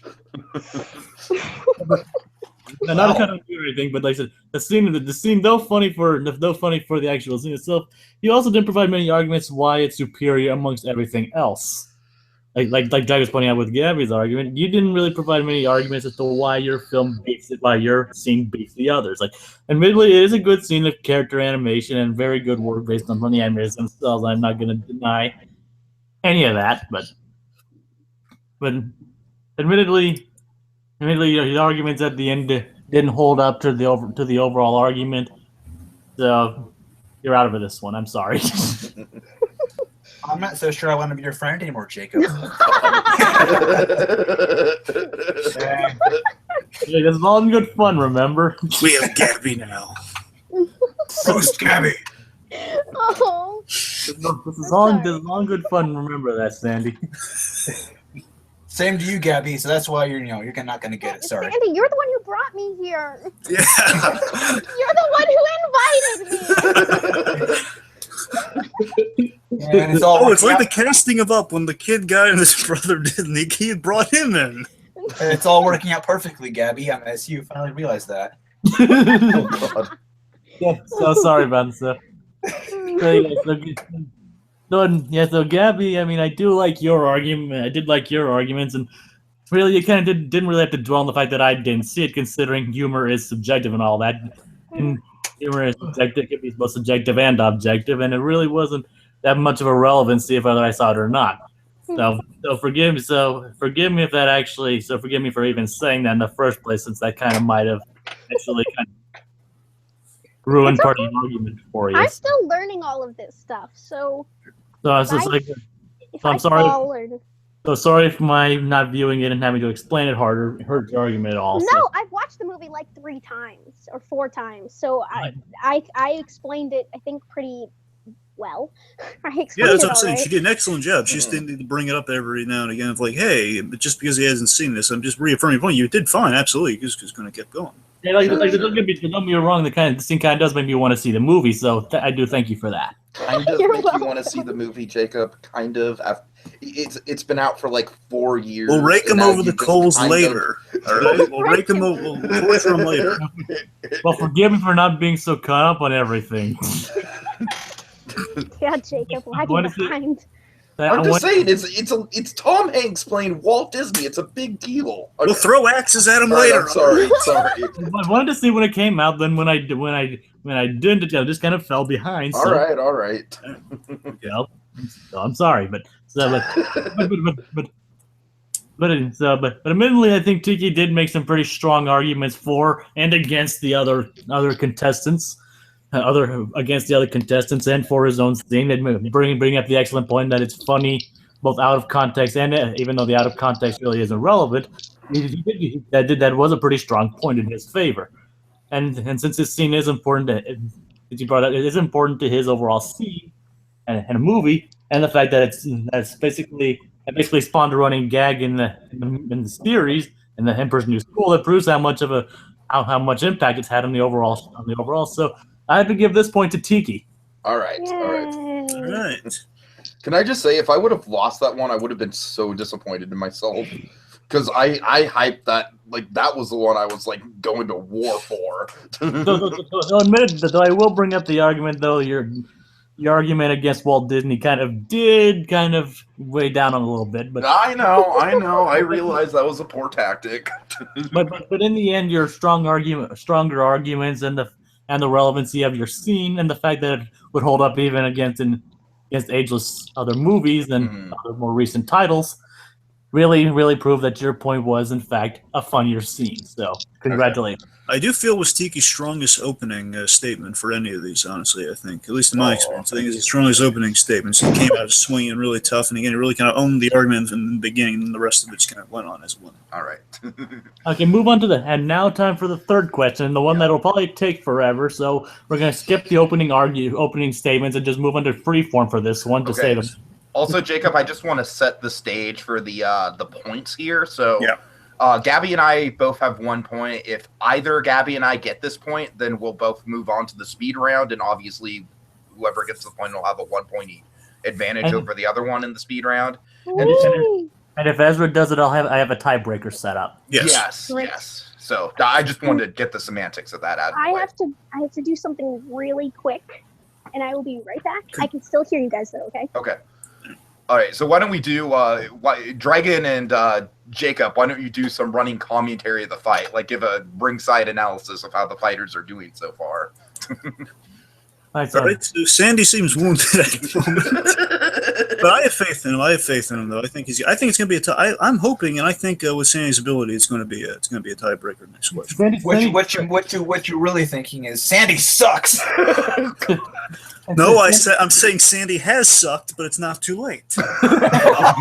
Oh, nerd. And quite frankly, Sandy does have some pretty interesting characters lined up for this. How about I give a brief I explanation? will say this: I can't say it, or else it's going to spoil it. So yeah, what do you got? I was going to say, like, give a basic explanation as to what's going on. Yeah, go Right. ahead. Go ahead. All right, for one, the other two does go against the April Fool's theme. It's a question I thought of and I had to roll with. It's like a tag team, kind of like a tag team brawl, where our contestants had to pick two characters, a hero and a villain, to be on a tag team, and who would win in a fight. Which team would win in a fight? Basically, and to save on time and to make it more interesting, I'm going to skip the opening argument and basically go into complete free-form discussion in this one. Okay. And I also just want to say it is. I think it fits with the April Fool's theme, just because like this is such a like anything could happen round, and there's a lot of semantics involved here. Yay for semantics in these arguments. Oh, I just want to make it clear. We're well aware that it's past April Fool's Day, but it's also kind of April in general. So April Fool's Day, you got some Easter, you got some spring events that have happened with Disney. You got all mixed up. And I'm sure there will be at least one Easter question in the speed round. So Just in case people are raising an eyebrow, like, wow, these guys need to buy a calendar. Wait, sorry. Even though I, do run a business from home, sometimes it can be a little too much. So sorry. Okay, so Gabby, you want me to explain the rules of this round? Yes, please you- do. All right, I call. Can I return in a moment while you explain it? What? Would you mind if I returned in like 30 seconds while you explain it? Sorry. go ahead, Dragon. Okay, be right back. All right, I'll explain it to Gabby. So, this is a round I like to call Disney Tag Team Brawl. As you guys are well aware, you have to pick a hero and villain team, and basically why your team would win a fight against the other team. It's basically a 2v2 brawl. Mm-hmm. And partly to save on time and partly to ease the argument, we're cutting out the opening and closing argument. Well, I think we'll keep the closing argument for the sake of final rebuttals, but we're completely getting rid of the opening argument for this one. Okay. Okay. Basically stepping into the free. I mean, it's like say Sandy can talk. Sandy will talk. We will talk first, but it's not going to be and then somebody can step in and say why my team would be better than yours and all that. You guys get that? Wait. Now I think we need to clarify. I don't necessarily think there should be a first, second, third here if there's no opening statements. Okay, but I think Sandy should just go first and closing statements. I said he can go first, but it's not necessary. Okay. I just want to clarify because if we're gonna do a first, second, third thing, I think we should just jump into it. So, okay. All right. Have we established who has which? No. All right. So we're doing the tag team brawl. So a hero and villain. TK. I mean, Sandy. Since you're first, you'll reveal yours first. Oh, I have Shere Khan from the 2016 movie versus Tarzan. That's the That's Idris not Elba first. Shere Khan. What? That's the Idris Elba Shere Khan. Yes, for the yes. kids out there. Yes. The one who killed Gus Fring. And remember, Sandy, they are working together against the others. Yes. Okay. Okay, so you said Shere Khan versus Tarzan, so I was just clarifying. Oh, wait, what? They're together and they're fighting. Oh Teak- no. Well, don't tell me this wasn't intentional, Sandy, because I was. Oh, well, we'll get there. So, Well, just give me a rundown here, because I thought we had to pick two characters to fight each other. no, they're What? fighting side by side against the other argument of choices. that, Sandy? How would you argue that? Now that you bring that up, I don't know. Sandy, do you want to do? I think we should be fair to Sandy here and maybe just have him pick 2 characters on the fly if he wants. No. I really like his choices. Can we keep them? No, I'm gonna keep them because I think Okay. they work really well together. I'm Okay. sorry, Steve. I thought I clarified that to you. So Yeah, I thought we made it quite clear. Oh, well, so this is basically just 2 characters, all these characters fighting against each other. Yes, but It's yeah, like- they're teams. It's like In teams. Tiki's, Gabby's, and yours are all on it. Are they're you have your own teams, and like you have to pick why your team is better than the others. Oh, okay. Yeah, who would win a fight and why they're superior to the others? I mean, and trust me, I could see some pretty good arguments made with your 2. So. All right. Okay. That makes sense. Okay, that's And remember, it's overall who made the better argument. So even if it's basically who made the better argument. Who Okay. argues better? Yes. All right. So I've got Team Fire and Ice. I have Maleficent and Elsa. Now, which Maleficent? The classic Maleficent. Come on. Good. Come on. I'm making sure. I'm just saying with the whole 2016. Angelina Jolie Maleficent doesn't even turn into a dragon. Do you think I'm going to choose that Maleficent? I didn't see it. All right, forgive me. The See, crow I- turns into a I dragon in that originally- one. I originally was picking Maleficent, but then I was told Maleficent was already picked, and I was like, dang it. Yeah, I apologize. It's okay. Maybe I should have put like a off limits characters, but it's too late for that. Oh, no, I already have my characters picked. It's just originally I was like, Maleficent, yeah! All right, You crushed the girl's dreams, TK. I hope you're. All right, so Gabby, state your 2 for the viewers at home. Mine was Dr. Facilier and Mr. Incredible. Okay. Yeah. All right. All right. So remember, no opening arguments. So free for all. Sandy is the only one who doesn't have magic, therefore Sandy is just automatically eliminated. Like Shere Khan and Tarzan would be killed so fast it's not even funny. And seriously, they'd be dead in like 30 seconds. In like 30 seconds, they'd be dead. Sandy, On the that's- floor, decapitated, they'd be dead. They have no magic. They have no superpowers. It's a freaking tiger and a man.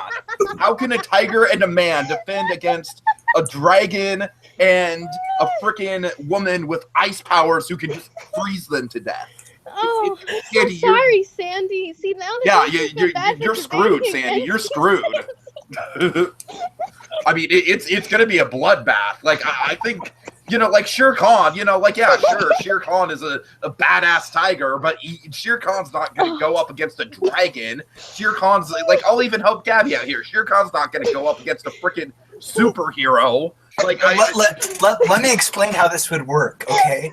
please do. Tarzan is a super muscular, super gymnastic. And Maleficent can breathe fire and Shush. Let's All right, hold it. All right. Sandy, go. Tarzan is a super gymnastic, super buff guy. He can do all sorts of moves and karate swings, and he can literally jump 10 feet up in the air, wrangle himself against Maleficent's dragon neck, and then bring her down. And then Shere Khan can bite her neck and basically let all the blood pour out. Oh my Okay, gosh. but I will digress though. That Maleficent is not just a dragon. As soon as Shere Khan gets on her neck, she can transform back into a human, use her freaking staff, have a blast of fire come at her, and then meanwhile Elsa can freeze the 2 of them. Sandy, you're just I'm sorry, man. I think you can Elsa, have all the athleticism in the world. At the end of the day, if Tom Brady goes up against a grizzly bear, my money's on Tom Brady. Or my money's on a grizzly bear. I'm sorry, not Tom Brady. Not Tom Brady. All right, well, Elsa's frozen magic snow can't follow its victim. She shoots it at one place like a bullet. It doesn't follow the person. So she would shoot it like, let's say Tarzan is up against a wall. She would shoot it at Tarzan. He would jump out of the way. It would like freeze the wall. Then he'd tackle her before she could even chance to get a proper lock on. I think one of the things that people really loved about Frozen is And he'd break her neck. Okay, I think one of the things that people really love about Frozen is the variety of ice powers that Elsa has. So not only can she like conjure up a full-on blizzard if she wants to, which would totally help both her and Maleficent, because again, Maleficent just has all these crazy shape-shifting powers. She'd be fine. Hold on, wait a minute though, Tiki. Does she really have shape-shifting powers other than turning into a dragon? I mean, does she turn into anything else other than a dragon, or even if we go far enough to say a raven, even though I don't think she turns into a raven. No, she doesn't turn into a raven. So she only turns into a dragon. So I mean, that's that is a good point there. She doesn't. And even if Elsa conjured a blizzard, that would still help at least Tarzan. He would just have to skin Shere Khan. How would that help Tarzan? Tarzan's natural habitat is tropical. He would have to skin Shere Khan, use him as warmth, and then Elsa wouldn't see it coming. Wait. Okay, hold on. Hold it!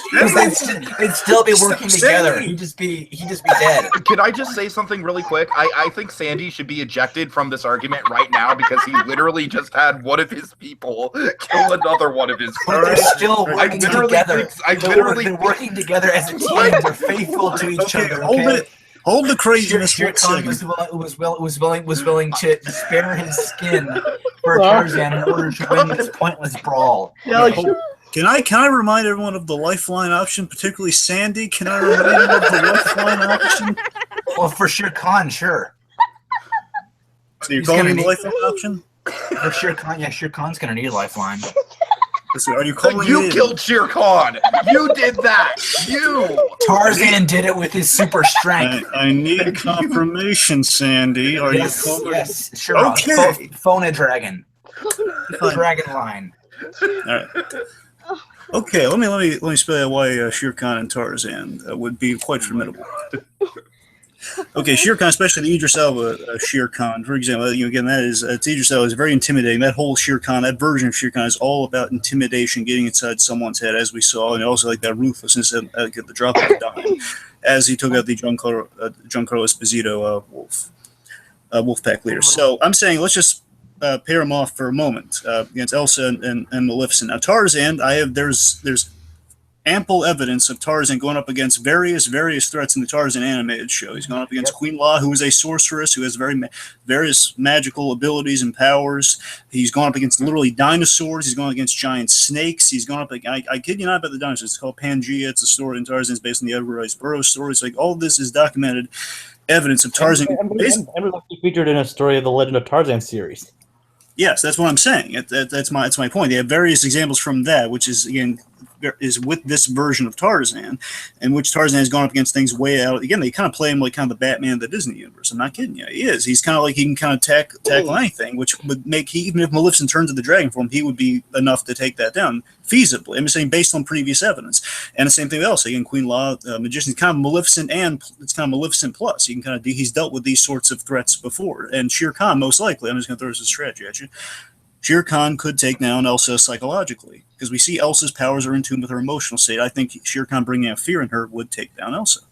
So plus you have Tarzan's just pure strength, but then you got Shere Khan as well. Plus Tarzan had his you have Shere Khan's skin that you just established. To be fair, Tarzan has his kick-ass theme song. Okay, can I just have a semantic here? I think since Sandy put it out in the open, he can't take it back. Tarzan literally killed Shere Khan. I'm saying he could. That's a possibility. No, you put it out strategy. You put it out there. Exactly. And I meant to say everything Dragon said that he. It's a terrible strategy because you're literally just getting rid of one half of your entire team. Sandy, it's fucking terrible. But Tarzan could do it by himself anyway. Okay, all right, hold one at a time. Okay, Sandy, finish your thing. He could do it anyways, okay? He could do it by himself. Okay, but I'm saying what you just pulled is like by far the ultimate like cutting yourself off at the shins of any Disney debate I've seen. All right, two of you, clam up. Both of you, clam up. Gabby, what do you have to say? Seriously, guy. Seriously, guy. Let Dragon speak. Let Gabby speak. Yeah. Okay. Let Gabby so, speak. My question was, honestly, I don't care how his name is pronounced. You're saying how, he can mess with people in the sense of intimidation. So yeah, he can intimidate, Maleficent or whatever, but Dr. Facilier, he's a petro voodoo witch doctor. So technically, he doesn't really have to step in at all. He can quote unquote call his friends from the other side and let all the black magic do its job. And technically, the black magic can touch anything it wants. I mean, if you've watched The Princess and the Frog, the black magic actually grabs Naveen from the leg. I mean, they can still touch, even though you can't tangibly touch them.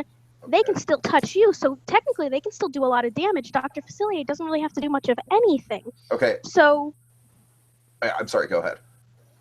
no, it's like, even though Shere Khan can intimidate, I highly doubt he can intimidate a freaking shadow creature, because it's just a creature. However, it can still harm him. He just can't harm the creature. Yeah, but Yeah. Consider this. Consider this, everyone. Okay, Maleficent died. Okay, she died. Okay, Dr. Facilier didn't die. Shere Khan What are died. you saying? Tarzan, the strongest, did not die. But He is Shere- invincible. I love how Shere Superhero. Khan is just such a non-factor in this fight. Like, Sandy is doing everything he can to make Shere Khan a non-factor. Okay, To we'll be go- clear, we'll Shere go- Khan died in the 2016 version, which is your version, Sandy. He did not Yes, die he in the died. original. Yeah, but it's Yeah. Sandy's version, though. It's Sandy's version, so it totally counts. That's the version we're arguing. Get this. All of your characters, what's it? Maleficent, Dr. Facilier, they're all freaking dead. Dr. Facilier got dragged to the bowels of hell. Tarzan, he lives. Okay, he Well, can. so does Mr. Incredible. Tarzan Mr. lives. Incredible lives. Mr. Incredible is a alive. superhuman. Elsa's still alive. Mr. Elsa, Incredible is superhuman. Elsa's dead because Tarzan strangled her. Okay, let's just be clear. All the heroes lived. All right? Very obviously, all the heroes lived. Out of all, so Obviously. every villain on these picks died. Technically, all right. Let's make. Technically, but Yeah, but there's that one where Elsa died in that, she died in that fan fiction, so that's canon, right? Oh God, no. Please let us not bring Frozen fan fiction into this. Oh my Okay, on point. Can we get on point, please? Off the fan fiction. Okay, so. Yeah, on the point of Tarzan's Okay, spear, which he uses to Sandy, kill. I'm basically going to choose to ignore you for the rest of the fight and focus my attention on Gabby because no one's fired any shots at her yet. All right, so I mean, he kind of did, but it wasn't a very good one. He just said it's because it's Tarzan. all right. I feel like the friends from the other side are kind of a neutral party in all of this. I feel Ooh. like, yeah, Dr. Facilier can conjure them, sure, but what the friends on the other side do, that's up to the actual demons. If they don't want to participate in the fight, they don't have to. Dr. Facilier doesn't control them. But he does in the same sense, because he actually promised them. If you notice in the film, he promises them that he's going to give them the souls that he's going to take down. So if he's taking down all these people who are technically alive, they get all the souls. So they're in it for something. I mean, yeah, they can't be quote unquote controlled, but they're in it because they want the souls. So they want Shere Khan's souls, Tarzan's soul, Elsa's soul, and You know what Maleficent. soul they don't want? You know what soul they don't want, though, Gabby? Tarzan's. Shut up with Tarzan, Sandy. No, in all seriousness, they don't want Maleficent's soul, because Maleficent is, as she says herself, she is the mistress of all that is evil. She probably outranks Dr. Facilier when it comes to controlling these guys. But then they would want it even more, because then they're attracted to the evil. They But Maleficent doesn't have a soul. Maleficent doesn't have a soul. Thank you, Sandy. She doesn't have a soul to take. You Thank just said Thank she you. had an evil soul. No, I said she was. She had- I said she was the mistress of all evil, and therefore, as the mistress of all evil, as But her how do you job know she doesn't title. how do you know she doesn't have a soul then? I mean, you can be evil and still have a soul. Well, Sandy was the one who said he didn't have a soul. Doesn't Maleficent conjure demons in the original film? I don't believe No. so. I don't believe so. No, she has gargoyles or She just whatever they are. commands. Yes, and she has an army of gargoyles, mind you. Not gargoyles, but goons. Okay, know. whatever. And she's got an army of them. She's got all of those on the side as foot soldiers to just get killed off in this battle. Yeah, let's just say that Maleficent. Meanwhile, we have Sandy over here. I'm sorry. I'm sorry. We have Tarzan and his eight. Let's just say that Maleficent. You have Tarzan swinging Yeah, on vines, hold it. Jacob. swinging on vines, spearing people. with his Hey, specials. What vines? What vines? If Both of you, shut up. you guys like? You guys, am I like The vines that he planted. See, you bring up those vines one more time, I'm gonna backhand you. I swear to God. Should I even be here? I Jacob? mean, it is a free-for-all, Jacob, so this Yeah, but is kind of what you but wanted. you're not letting it be a free for all. I think a free-for-all by definition means anything can happen, so... Yeah, but I'm trying to say something here. Okay, go ahead. I'm sorry, by all means. Your argument for Maleficent, though, like you're using her goons in the argument. Her goons like spent 16 years looking for a baby. To be fair, if Gabby's going to use the okay, first of all, Jacob, you're being objective when you shouldn't be. I just want to call that out on you right now. You're kind of throwing your own personal opinions into the argument when that should be saved for later. And second of all, if Gabby's allowed to use the friends on the other side, I'm allowed to use the goons. And I acknowledge that the goons are not effective fighters. I'm just saying they're meat shields. That's all I said. They are. So I can use Tarzan's elephant and monkey? Okay, hold on though. But here's the thing though. The reason why I brought up the friends on the other side though is because they're part of him. They're still a part of him. They're still a part of what he is because he's still a witch doctor. So even though they're quote unquote friends, he acknowledges they exist. They exist within him and within, you know, his environment. And they are him. They're still technically him in a way. Right. To be fair, they're him because of an arrangement, though. Let's like make that clear. They're him because of an arrangement he made with the friends on the other side. So that's still technically friends on the other side, though. But they're stemming from him. Like his shadow was animated. So Maleficent shoots fire at Tarzan, but then his elephant friend gets in the way and blows water with his trunk all over Maleficent. She gets down. Tarzan grabs her neck, cuts it off, and Tarzan's monkey basically just finishes the job. I'm sorry. Right after Tarzan's monkey ate Fucking Rosie O'Donnell gorilla is the ultimate victor in this tag. You literally picked the worst. Tarzan's 8-monkey gorilla guy. He basically snaps Elsa's spine, so she's down. Oh my god. Oh my gosh. Okay, He mauls Elsa. I literally haven't heard anyone say anything about Mr. Incredible one way or another. Nobody's talking about Okay, Mr. look, here's what Incredible. we're not hearing about. We're not hearing about Mr. Incredible, and we're not hearing much against Incredible and Facilier. We're hearing what Facilier's powers are. And we're not hearing anything about Elsa and Maleficent aside from they have powers. Okay, Mr. Incredible, he's just slow, man. He's gonna slow things down. He has no agility to him. He's not that slow. He's though. a big fat guy. He has an amazing resistance to harm, though, and he has incredible strength, so he can easily take out anyone as Or long. you could still shoot him in his heart, and he would still die. Yeah, thank you. But thank who you. is shooting? Who has a gun? Tarzan could steal a gun from Jane's dad. Okay. I want to point this out. Incredible has 9 invulnerability. That means a gun wouldn't necessarily kill him. We don't know that for sure. I'm saying the Shoot him in the head. And shoot him in the head, blow his brains out. Okay, Or- but I'm saying he might be. The dragon could eat him.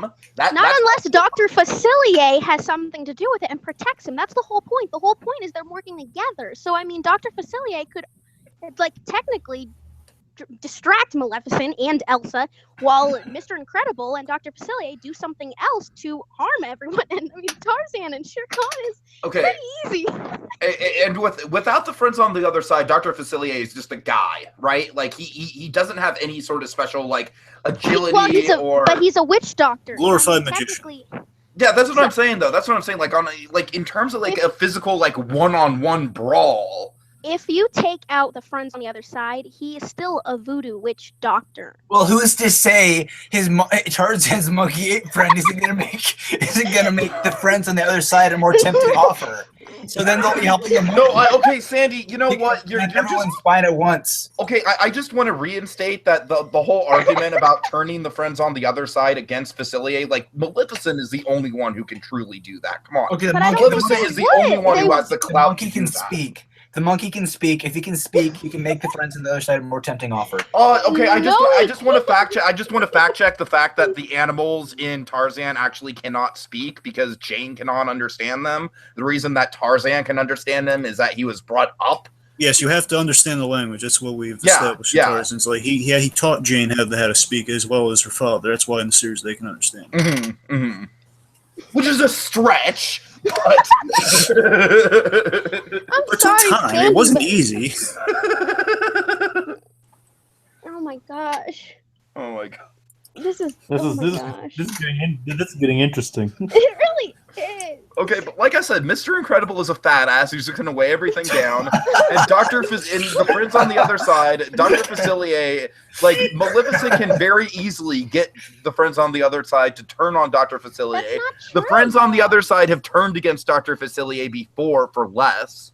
It's not that they didn't turn against him for no reason, though. He didn't give what was promised. However, if this turned out the way it did, which we don't know exactly how it's going to turn out, this is obviously just a debate. All we know is that Shere Khan is dead. That's the only thing we know. For Tingo, sure. I need to know why Elsa's there. Yeah, tell me why else is useful. Elsa's there to freaking have the blizzard there and to fucking make everything harder on everyone. Okay, There you go. That's what I'm looking for. Okay. But I said that. I Tarzan, said Have you ever that. lived in Boston before? Tarzan's gorilla snaps Elsa's spine, and then everything's fine, and they can all. Okay, but let's be real Okay, here for a we need. second, Okay, though. hold it. I need to hear something from Jacob. First of all, Jacob, were you saying anything?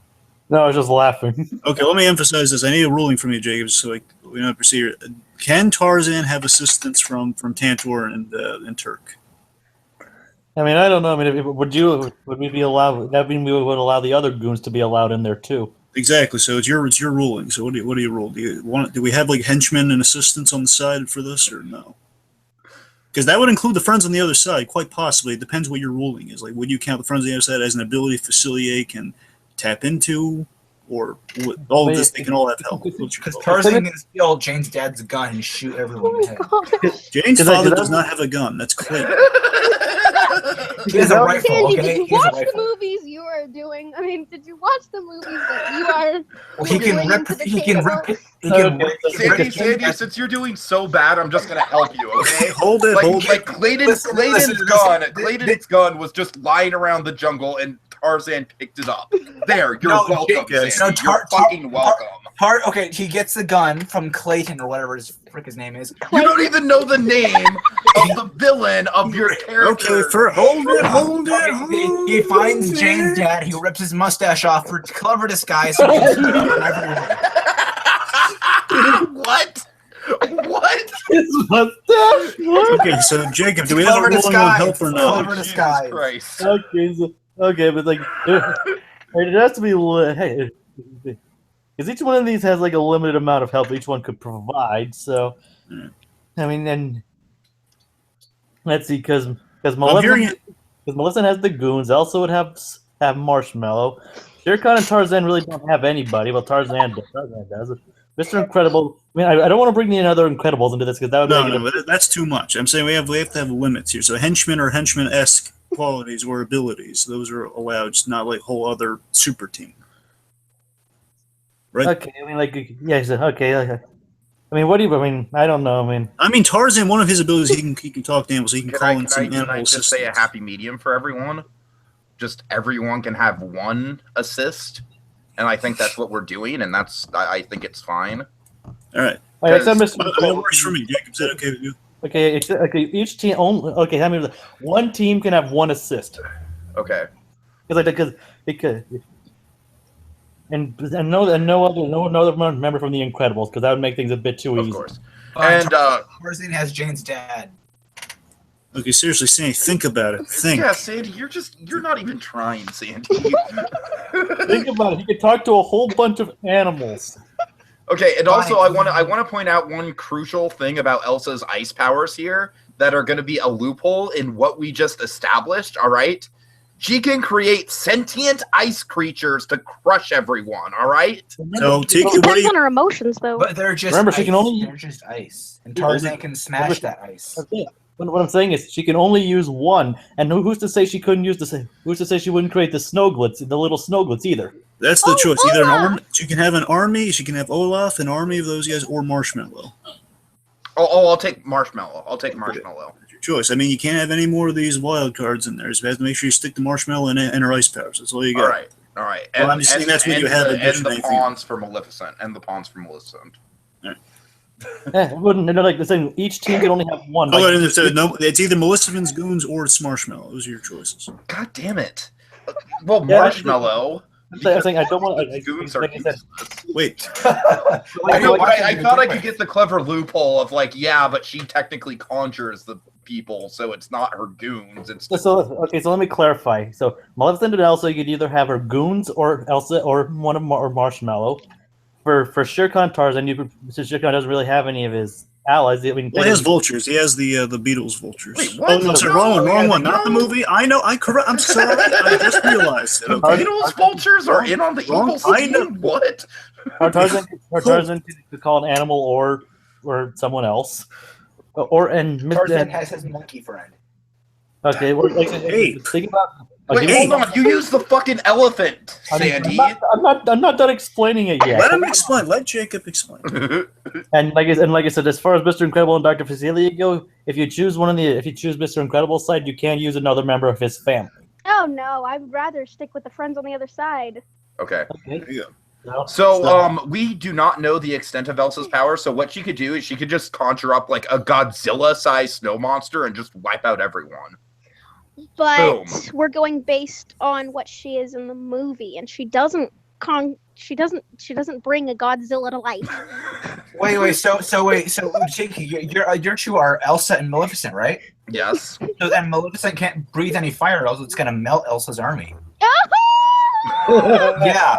That's So I was kind of loophole. actually, Sandy, I was kind of hoping you would say that. Yeah, kiss that, Tiki. Oh, that's so great. Okay, Yeah, but that is why it is a tag team, Sandy. That is why it is a tag. I'm not flustered at all. That is why it is a tag team. That is why it is fire and Okay, ice. I When know. Maleficent is not using her fire powers, when the dragon is weakened and Maleficent has to conserve energy, that's when you break out the giant snow monster. All So right. what would Elsa do before? Like she just stand around and get her spine? No, she create the blizzard, like I already established. If You keep Elsa can forgetting about the create people blizzard. like Godzilla- Maleficent would melt the blizzard with her freaking fire. Not just- necessarily. All right, well, if You we're melt the whole. How can you melt the Okay, blizzard? hold it. Gaddy has something to say. if you're gonna make up Elsa making up some Godzilla or whatever, then Mr. Incredible can be magic and throw planets at them. Oh, that he No, has to be no, in no. proximity to a planet to grab onto. That wouldn't work. And also, Alright, you're using the my friends on the point- other side as well. So My point is if we're gonna make up crap,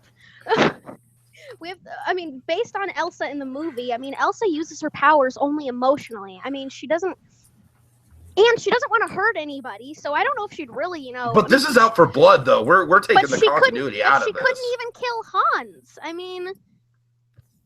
Then Hans she'd tried wanna to kill murder her Hans. sister. Technically, she did leave that to her sister. Well, no one murdered Hans. Let's make that clear. No, but I'm saying she couldn't. She couldn't bring herself to do it. At the same time, though, I do agree with Sandy. Even though, yes, when the Maleficent is down and Elsa has her blizzard, whatever the hell. Technically, if Maleficent's powers are so powerful and her fire is so powerful, did you watch the original movie? Did you see how everything was in flames? That blizzard would be gone in 5 seconds. Yeah. Plus, if Maleficent can conjure demons or whatever the heck Okay, that is, I how is she I still- down? How the heck is she down for like one battle with some little dorks? I still don't Tarzan. necessarily understand the semantics of like if you have like a fire cannot control the weather, right? Like it's like But if you go out in a snowstorm and you try and start a forest fire, you're not going to get very It's far. different though because Maleficent is a fire-breathing dragon, and her fire is immenseful and it's powerful enough to melt. All right, can I? It's not like Maleficent hold is it, lighting a hold match. The fire is coming in It doesn't matter if any of you guys' arguments, but we kind of need to be winding down because this is going on for quite a while. So We're already at 2 hours. and we Hey, haven't Jacob, even is there gotten to anything the you want to look at in particular?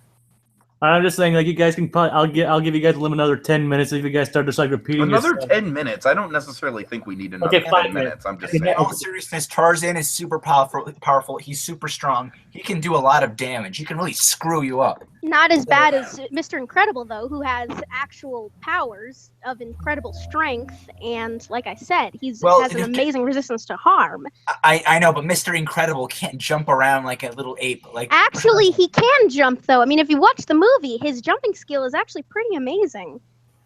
let's forget about that for now. am I more up on my Disney movies than you are? That's a few good saying. Tarzan and his elephant will kick. Dragon, I'm curious. Can you clarify? Is it kind of like an Incredible Hulk style jump or what? It's actually, if you look, go look. It's a big fat ass jump because I mean. He actually has really good jumping. Okay, can I just say I feel bad about using fat shaming as an argument. All right, I just want to throw that out there. That is pretty despicable to you. I know. He's shaming my You're people. really just picking on Mr. Krabs. He lost that weight. Yeah. I didn't. Anyway, so slow him down. That's all I'm saying. Right, I want to hear do you have a more. point about the Incredible Jump, or do you want me to weigh in on it? Because Mr. Incredible has a big fat head too, and his little legs. How would he balance?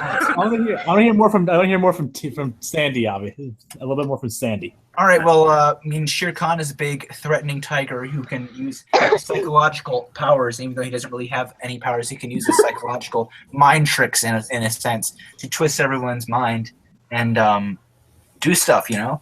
And Tarzan can jump around off the walls or trees or wherever you're fighting, and he can Mr. Incredible can make a swing. Tarzan could jump up off a tree and come back and twist Mr. Incredible's neck with one swift go, and Mr. Incredible wouldn't even see it coming. Tarzan could just jump. But then you realize that before he can do that, though, Dr. Vasilier can let his black magic out, and, the French on the other side have got you down. Yeah, but then Tarzan would just twist his neck. They can't, because the French from the other side, the voodoo magic people, got you knocked down to the ground, Well, and you can't touch them. Fine. He'd screw Mr. Vasilier at first. He'd twist his neck up. But what if Dr. Vasilier can't be found? I mean, Dr. Vasilier is a voodoo witch doctor. What if he's hiding? I mean, technically, he can just throw the people on the other side, and he can just sit back and watch. Okay. Let's forget about that for now, okay? He can twist people's necks, and the monkey or the elephant can eat people. Okay, I think this is carrying on a while. I think we pretty much heard everything we're ever gonna get out of this argument. I'm glad I ever came up with this, but just to say I'm so glad I came up with this idea. So, but okay, now it's just time for time for closing arguments. We'll let you go for as long as you can here, but we will put a limit on at least a minute and a half. All right. Well, these are two of the most physically threatening characters in the Disney universe, teamed up for combat. These two have no superpowers or super strength, but just that fact makes it even more realistic and incredibly badass, for the lack of a better term. These two are two with insane strength. They even though they don't have any superpowers, they can really screw you up if they wanted to. I think having basically these well-known and iconic jungle creatures from different universes, no mercy at all, and a full-blown battle against different characters of choice would be amazing. And they could really do some serious damage, and necks would be broken. I can guarantee that. Okay, but yeah, I will preface this how does it fare better than the others? I will allow you to say that much. Oh, how does it why should these guys win? Basically, sum up everything you've been saying. Like why yours Sandy, would. tell us why we should win. Yeah, do that. Tell us why my guy should win. No, tell us why we should win. That's what you just said. Tell us why these guys should win. Well, I meant these guys as in my guys. Oh, okay. Let the man make his bed. What were you saying, Jacob? What do you want me to do? That's what I was trying to say. All right, I will let you basically sum up everything you've said, why your team would win amongst the others. Well, Shere Khan, again, he has his psychological powers, kind of, in a sense. He can talk down people and make them feel like a squirming pile of pig bulch and then eat them. And then... What? Oh, so let's not get Tarzan can jump off walls super quick. He can swing on vines, which he cleverly planted well before the fight. And those Do you mean, vines would do you all. mean he put them there, or do you actually took the time to plant them? I was curious. Is it actually planting or just having them? Planted vines. He planted the trees, and the trees sprouted vines. That is awesome. That is pretty awesome. He can swing from vines. He can like, for example, Mr. Incredible. He can swing on a vine. Mr. Incredible would like turn around and see, and then Tarzan would already have the vine around Mr. Incredible's neck and hoist him up. Or like Maleficent, he could twist like her claws up and then like kick her and then just like break her neck. I mean, Tarzan is pretty strong. He's been in the jungle his entire life, like ever since he was a little baby, and so he would have some mad skills, you know, like jungle skills, like gorilla Bad skills, bro. He would have like, you know, the spine ripping skills of like the monkeys. So don't mess with those monkeys. Oh. Apes! No tails! Apes! Be a single monkey in Tarzan. Well, no, to be fair, there are monkeys, but like kind of the baboon descendant variety. So the point is, And then Tarzan's elephant would come up and just crush Maleficent's. Okay, I thought we Well, already the powder. established you could All right. use either the apes or the elephant. Which one is Turk it? or Tantor? Tantor's the gorilla or elephant. Pick one, then we're moving on. The elephant. I said pick one, then we're moving on to Tiki. All right, Okay. pick Tantor. Okay, elephant. Okay. Sandy, you're just a piping hot mess, man. I don't even know what to say to you. I mean, you literally killed off one of the two of your competitors. You keep bringing that up. That's a Yeah, I know. strategy. I'm not gonna let you forget it. And yeah, and then you based your whole argument on the gorillas, and then you switched to Tantor at the last minute. Like, I'm That done was with a you. strategy. You blink. I'm done with you. We all know why Sandy sucks in this round. Seriously. We all know why Tarzan kicks ass. And then okay, let me just add on to this. Let me just add insult to injury here. You call on Dragon for the lifeline. Dragon gives you all these great facts, and you don't even use the facts. You basically just like default to like Tarzan is Batman. Like you're just like Tarzan can do anything. Tarzan this. Tarzan is strong and he has his theme song. Okay, he has a theme song. Theme song. No, I'm not even. Okay, I said I wouldn't. Elsa has a theme song. He has the Phil Collins song. That's yeah, in the, sure, that's in yeah, the opening sure. of the show. That's what Yeah, sure. Have "Let It Go" playing while she's getting murdered. Hell yeah. I like it. Okay. Tarzan is his epic African drum theme song, which motivates him and inspires him to. all right, back to Tiki. Finish your thought. You think promise Let I- It Go doesn't motivate and inspire Elsa? But seriously, Curling battle. Okay, hold it. No conversation. Just one-sided here. One-sided. Jacob, okay. is that what you're gonna say?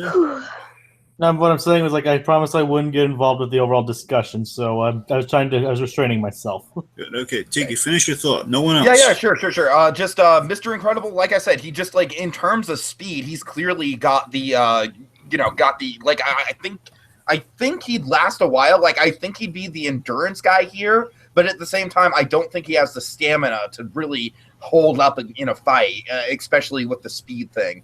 And then Dr. Facilier, like I said, Maleficent is the mistress of all that is evil. She will give the friends on the other side a better offer than Dr. Facilier. Without the friends on the other side, Dr. Facilier is just a dude. Like, he really doesn't have any special powers or anything outside of the friends on the other side.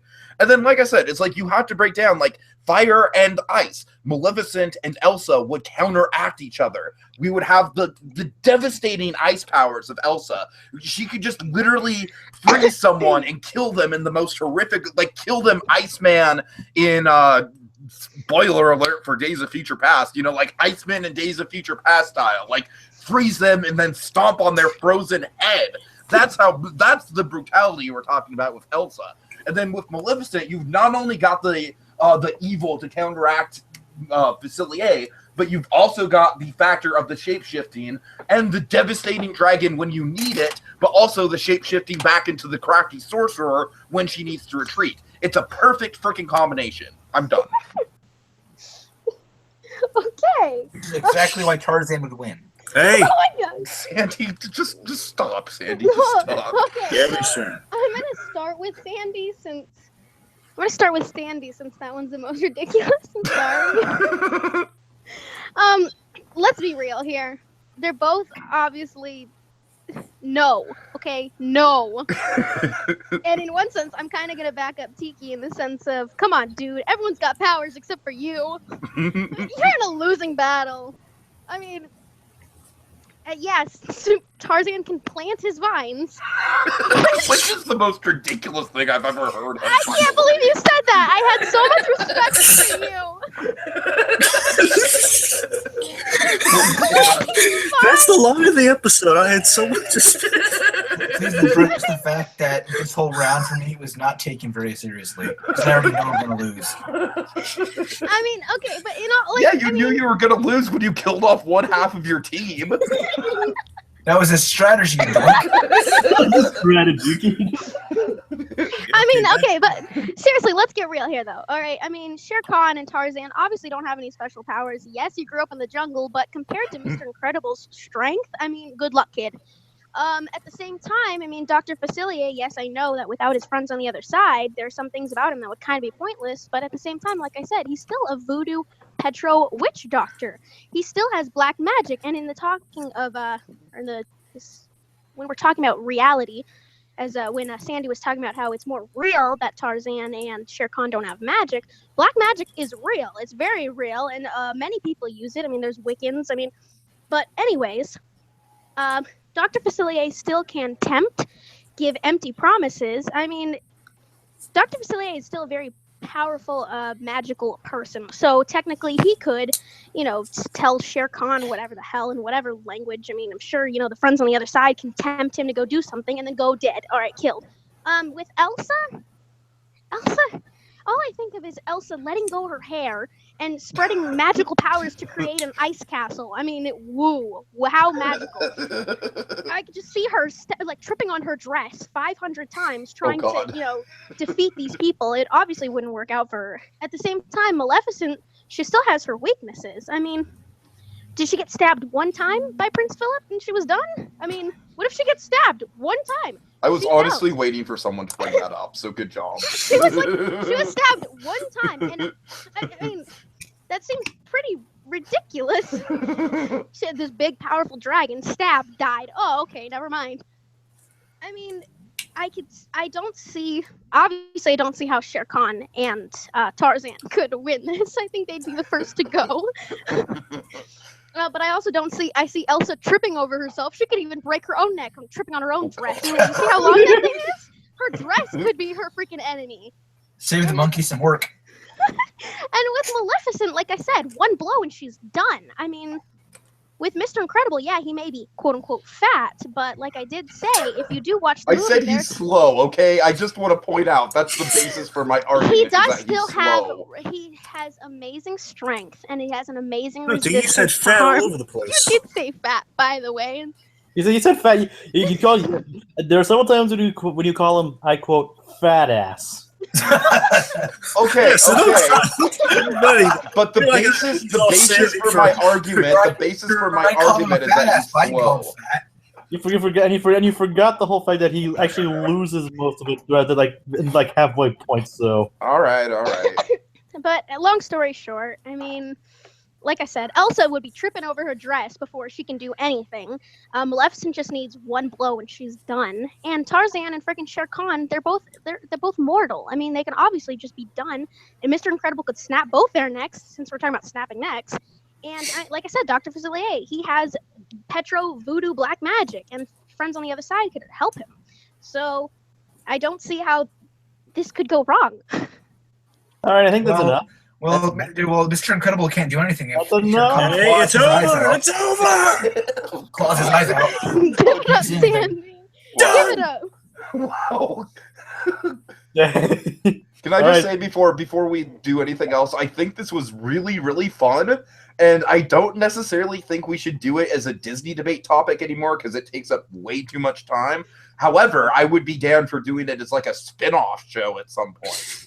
Yeah, like I said, I will keep that in mind though. But I will but to be fair to Sandy, I will let him say his final piece there, and then we'll be done. Okay. My final. I already said my final statement. I mean, He's giving you a bonus round. Take it. I know, right? All right. Tarzan is very powerful. In all seriousness, Tarzan is very strong. Okay, I know I already said that before, but it is very true. He's very muscular. He can do a whole bunch of gymnastic tricks that no one else can really do. I think Tarzan versus Elsa, even with her ice powers, I think he could easily take her down because she is very tiny and he could snap her like a twig. And as for Maleficent, Can I just point out? I love. No, you can't, Tig. I'm sorry. I'm sorry. Okay, I think I've heard enough. I love the emphasis on net breaking in Sandy's arguments. I'm not trying to say that as like a pro or a con against him. I just think it's really amusing. Jacob, actually, I wasn't done. I'm sorry. Okay, go ahead. All right. Then. Yeah, but you're technically getting a whole other like final speech. So. Shh! Don't ruin. Okay. He can just take a stone spear and stab Maleficent in the heart. Okay. To be fair, it was enchanted when he stabbed, killed Maleficent. The fairies did enchant it. I have video evidence of this. Thank you. Someone Jacob. else can enchant something too. I was waiting for somebody to point that out. Well, let's say Tarzan bought the tree from the fairies. Oh, It's and he ripped the branch from the tree. okay. You're cut off, pal. You're cut off. That was No the more same for this tree now. the vines grew from. The same Oh, tree the man. vines grew from. Oh, So man. magical vines can make him fly 10 feet high. Oh All right. boy. All right. Okay, I just pulled stuff out of your ass. Okay. All right. Can we Okay. Like an please end infinite this? hanky. Can we please just?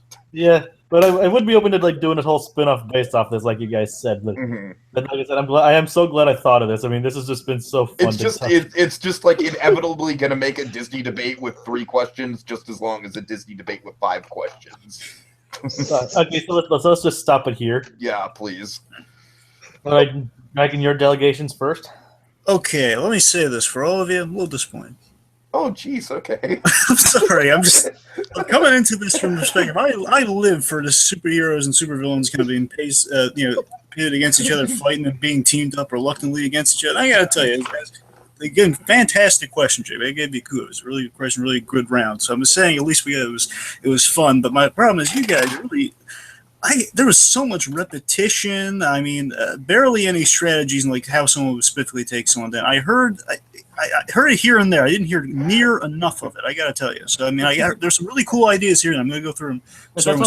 That's one reason why I was anticipating so much, like the strategies they would use. Yeah, I heard barely any strategy. I just heard overall. Like mine with Shere Khan having to give his life. That was the strategy. Yeah, that's it. I'm gonna rip Sandy a new one right now. Bend over. So, okay, so let's start here. So, Sandy, I gotta tell you, out of everyone, I'm most disappointed in you. You definitely do that potential, Sandy. I gotta tell you, going into this, I'm just saying, like, with I was gonna bear in mind the final judgment, of course, lies on the last judgment falls on Jacob, and I know. I'm just saying, going into this, when I saw what the choices were, I was most excited for Shere Khan and Tarzan because again, I'm a huge fan of the Legend of Tarzan movie, and I thought that was such an interesting. I was jealous of that combination. Man, if I were there, I wouldn't have thought that's awesome. That's a great pair up. And I tell you again, I think there was some potential there, and you could have pulled it out. I think an argument could have been made. I really wanted to hear more in Shere Khan and Tarzan versus Mr. Incredible and Dr. Facility. That was the one I didn't really hear enough about. But well, I think it was just too good for you, Dragon. So you're jealous. You're just jealous of my choice. Oh God. Way to take the rejection. I'm kidding. yeah, so, I mean, I did everything I could. Again, everyone's offered. Dragon even helped. That's what I'm Even saying. helped you. Oh, again, that option was wrong for everyone else too. I could have again. Again, I want to. My point. I was trying to go through this. So again, no powers does not necessarily defeat a point. So let's give Sandy that. Okay, the fact that his choices were serviceable. Choices could have, if argued right, could have won. But he kept arguing Tarzan lives. Like I said, he turned Tarzan into Batman. Which again, if you argue. It's more like he turned Tarzan into Superman. Now look, again, I want to make this clear. Tarzan compared to Batman is not a bad thing necessarily, because that's just saying Tarzan, he's been through the ring, he's gone up against God knows how many things. Again, you play him like Tarzan, like kind of the new version of Aquaman. And again, you could do stuff with that. But I'm saying you got to use that into a strategy. Okay, if Tarzan can do all of this, then how can he take down the rest of these guys? Like, how can he use that to his advantage? I'm just saying like, he could feasibly go up against Maleficent. I didn't hear how. I didn't hear any how. I didn't hear like how. Okay, if Tarzan just assume Tarzan with the Batman has dealt with everything, how would he deal with these specific threats? That's what I was really missing. I think had he just gotten that, I think Sandy. That's why Sandy's low on the totem pole here. Again, he pointed out repetitively over and over again that, okay, he's gymnastic, they're both in strength, they're both strong, they're both intimidate. Okay, all true. How's it helping him in battle? And you're calling in animal friends on the side. I'm just saying, keep going back and forth. I mean, you're saying stuff. Yeah.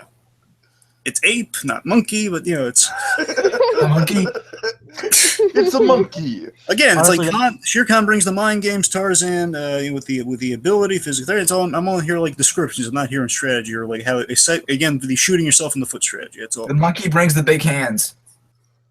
And the strategy, and Cindy, the only strategy you ever mentioned, well, other than Tarzan breaking necks, was Tarzan kills Shere Khan for warmth. And swings from vines and strangles and twists Mr. Incredible's neck. You didn't prove how, but you didn't prove how he would actually manage to break a superhero's neck. Yes, I did. I said he bounced off the tree, and before Mr. Incredible could even flinch, his neck would be snapped. Gone. Look, going into this, I was hoping to hear. I was if you were going to use Turk or Tanto, or again, even with Tarzan, again, like the measure of like gorilla strength, because Tarzan had been raised by gorillas, he feasibly might have gorilla strength. So like seeing how that might have gone up against Mr. Incredible, that's what I'm talking. That's the kind of stuff I was hoping to hear. Got nothing. That's what I'm saying. You didn't explain how it would work. Like why would Mr. Incredible's neck snap? Like why would it break? Well, it's snap because it's a neck and it's being A nigh invulnerable neck. Nigh invulnerable. You could have brought the Mr. Incredible's back problems. You could have brought up stuff like that. Like, if you had a superhero. Yeah, if there's a superhero with back problems, could you feasibly, like in battle, like Tarzan could wear Mr. Incredible out, and maybe he gets kind of crippled in the middle of the fight. The point is, their endurance. I forgot to mention that Tarzan breaks Mr. Incredible's back too. It's too late. okay. Anyways, I'm moving on from Sandy because I can't. Please. That's no longer part of your relevant arguments, Sandy. Oh God. So with Tiki again, you start off with just kind of listening. Okay, so one turns into a dragon, one has ice powers. Again, you're listening to powers right off the bat. That's not a bad way to start off. I'm just saying you get more of that. I was starting to really get into it when you bring up the Blizzard thing. The Blizzard thing is really a great move. I love that. And then we're bringing up the idea of the feasibility sidekicks. Like Snowball and. Snowball or the minis, which we land on Snowball. Again, these are cool things. I would have liked to hear how Snowball teamed up with a giant dragon. Maleficent would have panned out in more detail. That would have been cool. I heard points brought up that I think I didn't really consider, which I think, that might be a problem with the whole heat and ice kind of paired together thing. Because I was thinking, had you used something like, okay, well, it's dragon versus the powers of the dragon, like just the sheer size and intimidation against Mr. Incredible. That's something there. It's something to use. And here, Sure. Plus what was brought up, the whole killed by one stab. Yeah, that was detrimental. That was just a trump card I was hoping no one would use, in all honesty. Wah, wah, wah. But again, there's the powers wiping each other out. I think, that was kind of that to me seemed to be the biggest weak point of your argument. Again, all of it could have been more detailed, but in terms of Iki, though, I think he still had these bases I think he had his fundamentals covered. Now, when we get to Gabby here, now again, Gabby, I think was. Gabby had the closest to, again, at least she went into detail more than but again, it wasn't exactly a strategy. It was more like kind of semantics, which we need semantics in this. We need to figure things out. So the point that she brought that really got Tiki in particular to think about this was teamwork. She brought the whole team, like these two, Mr. Incredible magic and strength paired together for a moment. They could complement each other's weaknesses. That was a great point on her end, but then Tiki started to bring stuff like that with the whole Blizzard assisting Maleficent. I think he got that idea from her. So To quote Yin Yang Yo, my magic working as one. Yin Yang Yo. Yep, I do remember that show, so yeah. Me too. So then the point that I think Tiki had some points that were easily refuted or a little out of context. The whole Mr. Incredible being slow comment. Mr. Incredible, the whole fat thing, Mr. Incredible, that also was really hurtful to Tiki's argument. Yeah, that definitely did. Tarzan List come to theater right after Tarzan's monkey breaks some necks and says Sandy. Right. My point is, Mr. Incredible, all the fat stuff of Mr. Incredible wasn't helpful, but at the same time, also the jumping thing is, to my knowledge, fictional. Because all I can Mr. Incredible do, he leaps when he's in like he leap from an explosion, like while he's on the ground, sort of thing. He can't like jump like the Hulk, or he doesn't have super jump abilities because he's too top heavy. He doesn't do that in the thing. So I gotta refute that point. But he's not exactly immobile either. He's not immobile. I'm saying he's not slow, but I'm just saying he can't jump. I just remember in the films how it's not like he had Hulk jumping skills, but at the same time, sorry, when he did jump, he had an incredible leap. So it was effective. It's better than a jump that I could do, but it wasn't the fact that he has superpower jump, because he obviously doesn't. It's more on the strength. However, he can leap, and he can leap to great lengths. Yeah, it's kind of I hear you saying that it's a strength motivated jump. It's kind of like, again, kind of a physically realistic kind of leap he would have. He shifts all his super strength to kind of a jump. So I'm saying it's like a battle specific jump. So it's kind of like an average leap, but it's a supercharged average. So if I get what you're saying, let's see. So again, I think the biggest.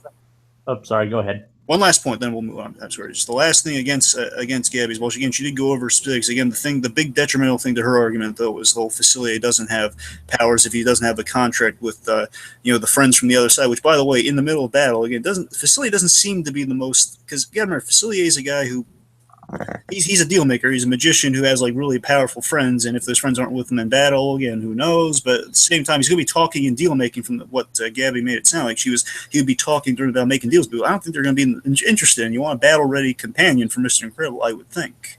You should have used more of his actual. Because he's able to turn people into things. That should have been like a big part of your argument. Mm-hmm. Yeah. Okay. That's all you have in terms of kind of breaking them, kind of handicapping them here. Okay. Like I said, you should have, for Dr. Facilier, you definitely should have focused on like how his powers could affect instead of focusing on the friends from the other side. You should have like focused on like he can use his voodoo powers. Like he even says so himself, he has things he's never tried. So, so you could have definitely used that. Mm-hmm. So what's the ruling, Jacob? Yeah, what's the ruling, Jacob? Not for you, Sandy. Third. Honestly, it kind of is hard, but like I said, I think we need a combination of semantics and strength.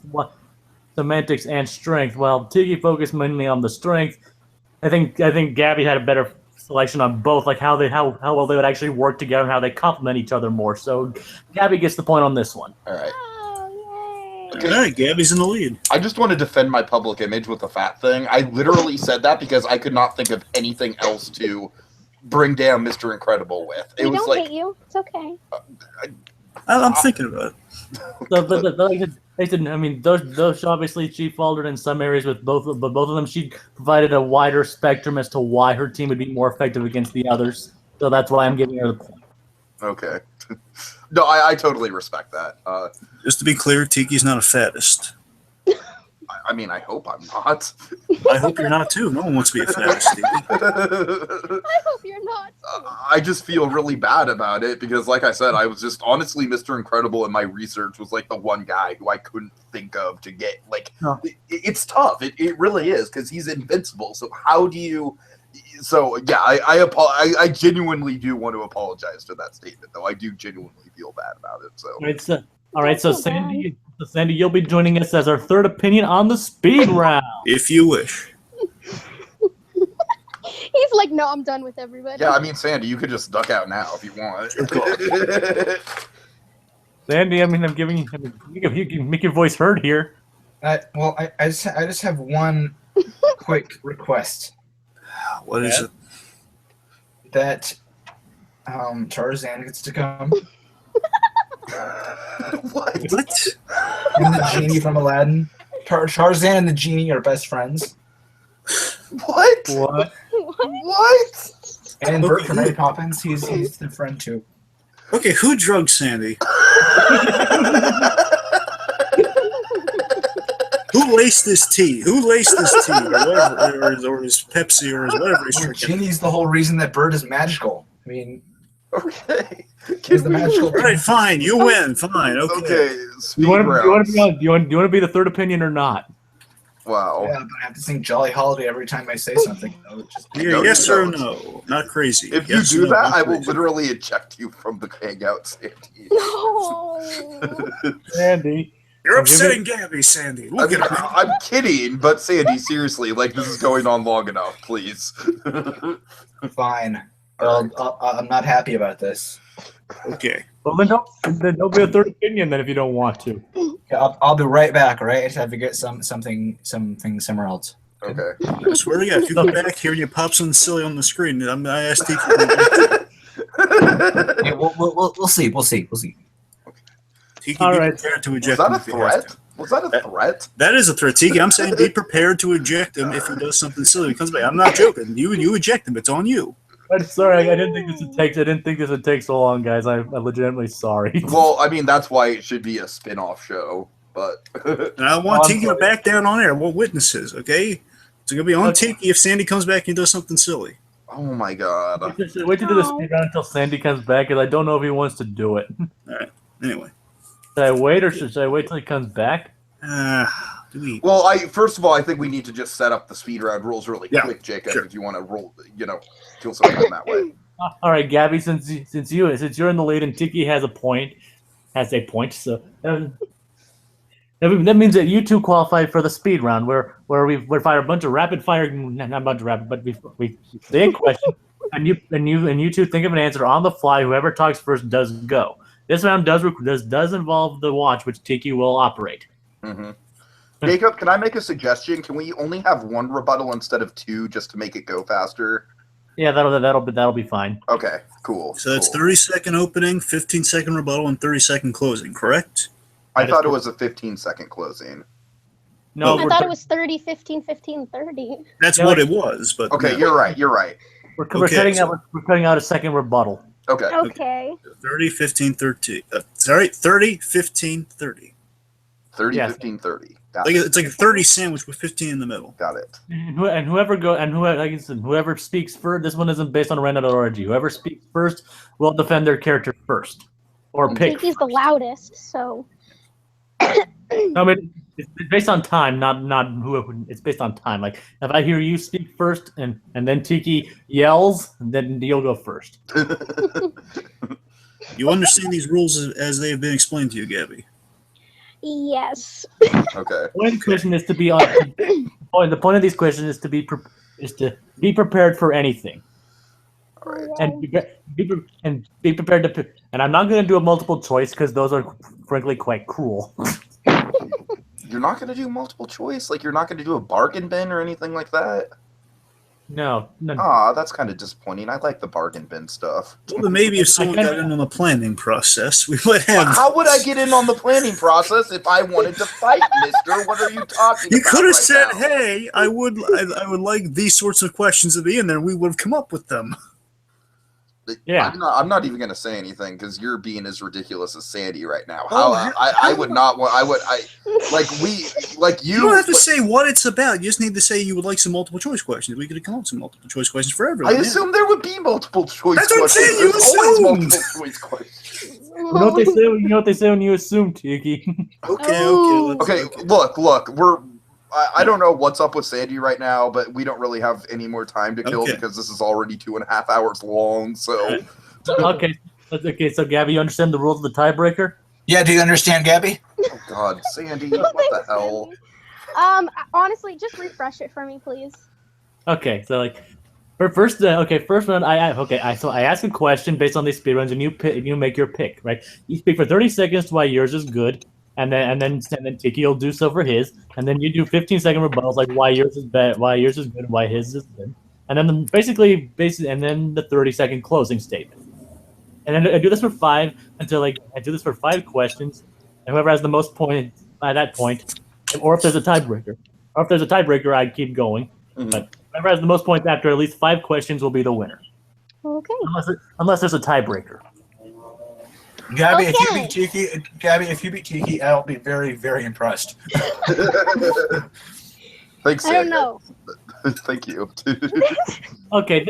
Okay, I have a pretty interesting one for the first question. Let's Oh, do it. God. It's gonna be the tiebreaker. I mean, Dragon, I think you know which one I'm talking about here. I It's think gonna be a I do. tiebreaker in case Sandy was gonna win that last point. This would be the tiebreaker. But okay, here's the question: which Disney villain would make the worst Easter Bunny? Ah, yes. Oh, okay. Okay, I have to think for a second. Ooh. We're dipping into some Easter questions for the speed round. Oh God. I'm gonna go back to my. The queen from Snow White. Okay. Okay. I'm gonna go to Yzma. I'm gonna go back to Okay. Yzma. Okay, so all right, since Gabby spoke up first, Gabby, why would the Queen from Snow White be the worst Easter Bunny? Okay. The Easter Bunny is supposed to be friendly, funny, and happy and give out candy. The evil queen or whatever would just poison the candy, kill all the children, and she's a witch. She sucks. So you could see dead children, and I don't think that would go down very well. So dead children and unhappy parents, and yeah, evil queen. It just doesn't jive. I think unhappy parents is a bit of an understatement. To be honest with you. Sandy, please don't interject when we're actually doing. Oh, and the Gabby, time just so you know, every time the clock winds, R2D2 kind of marks that the time's up for each. Yes. Yeah. Just want to make that clear. We didn't explain that. All right. And yes, Tiki, I'm sorry. Okay. I just had to say that. All right, Tiki, your argument. Why would Yzma make a bad Easter Bunny? Look at Yzma's figure. It's like she is the exact tonal contrast opposite of an Easter bunny. I highly even doubt that her figure would be able to fit into an Easter bunny costume and just like sink into it. And plus, she's cold. She's granted she's not as calculated and ruthless as the evil queen, but I think she would scare. I think she would scare the kids much more than the evil queen would, just based on appearance. You see that face, and you want to head for the hills, man. Like she would be terrifying to kids and traumatize them with her face. Okay. R2, why? All right, Gabby, 15-second rebuttal. Yay. Okay. Well, okay. The evil queen is like evil, and even though no, she doesn't have her looks that she doesn't. I don't know. Looks can be deceiving. So kids see a happy woman in an Easter bunny costume, and then next thing you know, they're dead. So yeah. All right. Okay, Tiki, 15-second rebuttal. And who's to say Yzma wouldn't poison the kids? That's Yzma's whole MO, isn't it? The whole poison thing. She would poison the kids, and she has that bony ass structure, and she has a terrifying face. It's a triple threat right there. I have nothing else. That's it. 30-second closing argument for Gabby. Okay. I think. Well, I don't talk till the time. Anyways, I think the evil queen would be the worst Easter bunny because, like I said, she's evil. She'd obviously have a plan to kill everybody. And, I mean, she's deadly. She's an evil witch. I wouldn't trust my children around that if I had children in a million years. So, creepy, deadly, and, I mean, I don't know what else there needs to be said. She's a killer. I mean, she's a murderer. And that's it.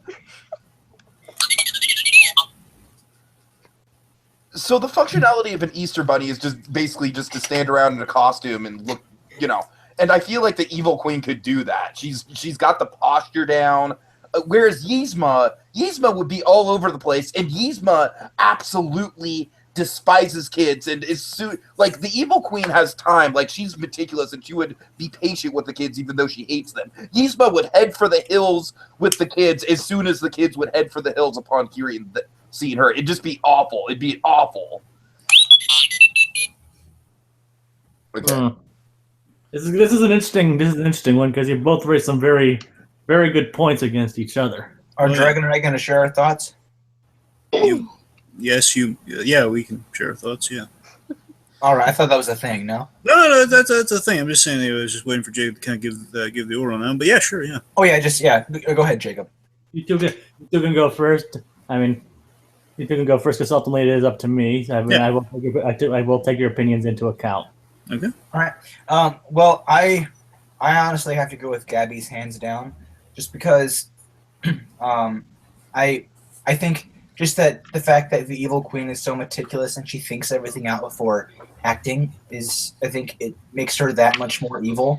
You know, Yzma is just kind of, oh, I'm going to poison you, ha ha ha. Where the evil queen will poison you, but she'll poison you secretly and cover it up.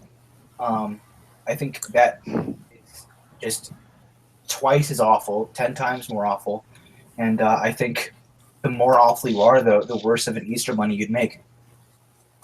I'm in agreement with Sandy on that because I agree it's like more kind of action versus kind of inaction because we've seen Yzma try to poison people and poison someone and went completely the other way. But frankly, it didn't work. She's never once managed to poison anybody. Exactly. Yeah, and Just just the probably turn the minute kids into bunnies. I gotta tell you, much more is the when it might just been the hindsight of going first, but I think because just the way she pointed out, the way Gabby mentioned, it's like poison the candy. He's like, oh my god, yeah, it's such a demented thought, yeah, and that's what would do, man. That's twisted. That's a terrifying Easter bunny. Easter would be like a silly image, which again, the idea is like which one would be worse at the job. I know. I'm just saying. I think I'd be more fearful of the Queen from Snow White versus Yzma because Yzma again would be like, oh, she'd try, but she'd fail. She wouldn't even try. She just like quit. But anyways. But anyway, I can say they're both bad. They're both bad in Yeah. their ways. I would say I think the murder option would be worse. I think. And I will agree, that whole poison candy thing, as soon as I heard it, I was like, well, I'm losing this point. Yeah, I'm an it's a underdog very now. chilling thought. But again, it's up to Jacob. So Jacob, what are you I going? think both you guys admitted Gabby. I mean, Gabby did make better arguments, and Tiki the whole poisoning thing. He never really succeeded in poisoning anybody. Yeah, so- I know. Remember, she doesn't really need to. She doesn't really label those things. She poisons Yeah, I that get plant real good though. Yeah. But then again, she just knocked over the beaker, so that's not really a poisoning. All right. All right.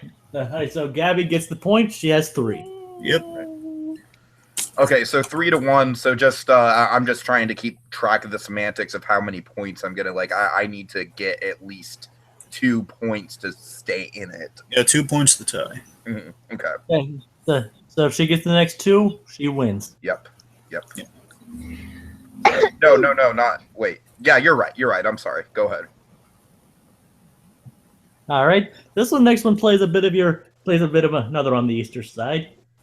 What is the best Disney or Pixar Easter egg? Pizza Planet truck. Which appearance? Or wait, are we talking, Jacob? How specific you want to be on that? Yeah, I want specific. Okay, maybe we shouldn't do that one then. Okay, it could be too No, broad. it's in a that cool one though. It's not a bad one, but for example, I know someone who personally knows the person who created Pixar. So I want to know what you mean by Easter eggs, because I could go Easter eggs like where he was born, or Easter eggs of like Pixar itself. That's why I'm a bit confused. It's like Disney or Pixar, like recurring Easter eggs and themes. Like Like recurring things they Easter hide eggs in throughout. there. Okay, It could be like first Pizza Planet. the bouncy, the So- bouncy ball, You could also use like A113 or the ball. the ball. Okay. Yeah, that's why I said the ball. Does it have to be Pixar though? It's a Disney No, or it Pixar. doesn't have to be Pixar now. No, but I do pick the bouncy ball on Pixar. And so Okay, now here's yeah. what I'm The asking. Luxo ball. Yes. Now for both of those, what I'm asking is, Jacob, it's your call on this. Do you want it to be like all Luxo balls and all Pizza Planet tricks? Do you want to be one Easter egg from a specific film, like one specific usage of that? I think it'd be best to use. Considering these two, I think it'd be best to use like every single one, like throughout. Okay. because like I said, as like a because those are recurring Easter eggs, and like I said, just one small appearance would be too hard to build an entire argument. So, for sure. but like It's a Pizza Planet truck versus Luxo ball. Okay. yes, and so Tiki said Pizza Planet first, so he goes first. Gotcha. 30-second opening for Pizza Planet truck. Okay.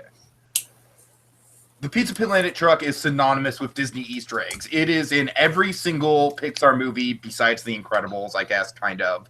It is, it's hidden so well. It ties the connected universe together. It is one of the main things that brought to life the Pixar theory, which is one of the most popular fan theories on the internet. It is, there's just so many clever uses for it. It could be a toy. It could be something among the wreckage. A ball is just a ball, but Pizza Planet truck is malleable.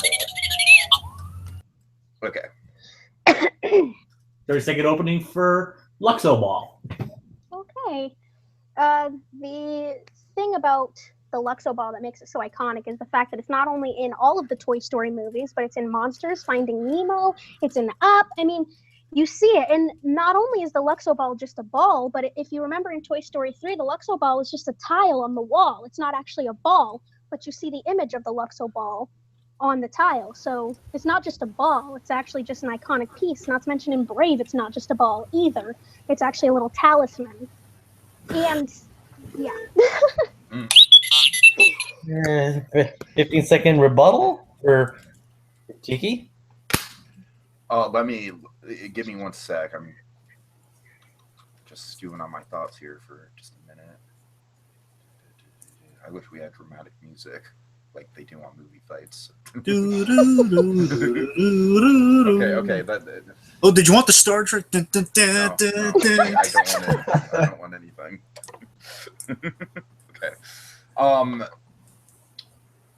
I mean, I think I'm going to get repetitive if I just say that the Pizza Planet truck is in it. But yeah, it's in every film. And like I said, it's just like, it's so, it's so iconic. I don't know. Oh, fuck. Damn it. Oh, and I know what he should have said too. Ah. You can save it for your closing argument. But Gabby, your 15-second rebuttal. Okay. Can you guys still hear me okay? Not No. really. No, you try say something else. Can you hear me okay? Well, yeah, I can hear, but you sounded better before. Okay. Well, my phone started to die because I'm actually doing this from my phone. Oh, crap. Yeah, well, does this work for you guys? Can we work? It works Yeah. for me, yeah. It's You're almost But done. you can still kind of hear me though, correct? I mean. Yeah. I can hear you fine, yeah. I can understand what you're saying. Okay. Sorry. You're fine. Okay. Hope for the best. All right. Well, with the Luxo Ball, I mean, like I said, it's not just a ball; it's an iconic image. And when you see the ball, the first thing you think of is, Pixar, Disney, and I don't think there's much. I don't think you need to say much about that. I mean, it's memorable.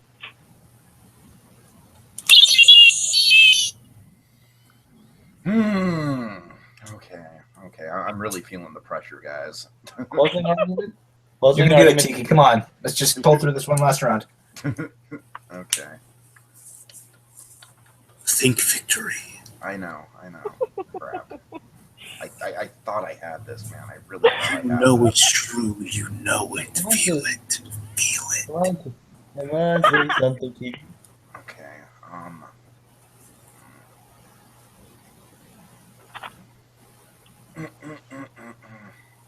Okay, yeah, it's not just a ball. Sure, you got me on a couple of occasions. There's different uses for it, but I still argue that the Pizza Planet truck, it's in everything. It's more malleable. You can definitely... And who doesn't love the Pizza Planet truck? Toy Story is iconic, and it is definitely, like I said, I'll reiterate, it's the thing that connects all the Pixar movies to each other. It is the connective tissue. And while the Luxo Ball might be a logo, it might be part of the Pixar brand, I think the Pizza Planet truck is overall more popular. Okay, got that into the last second. All right, Gabby, 30-second closing argument for Luxo Ball.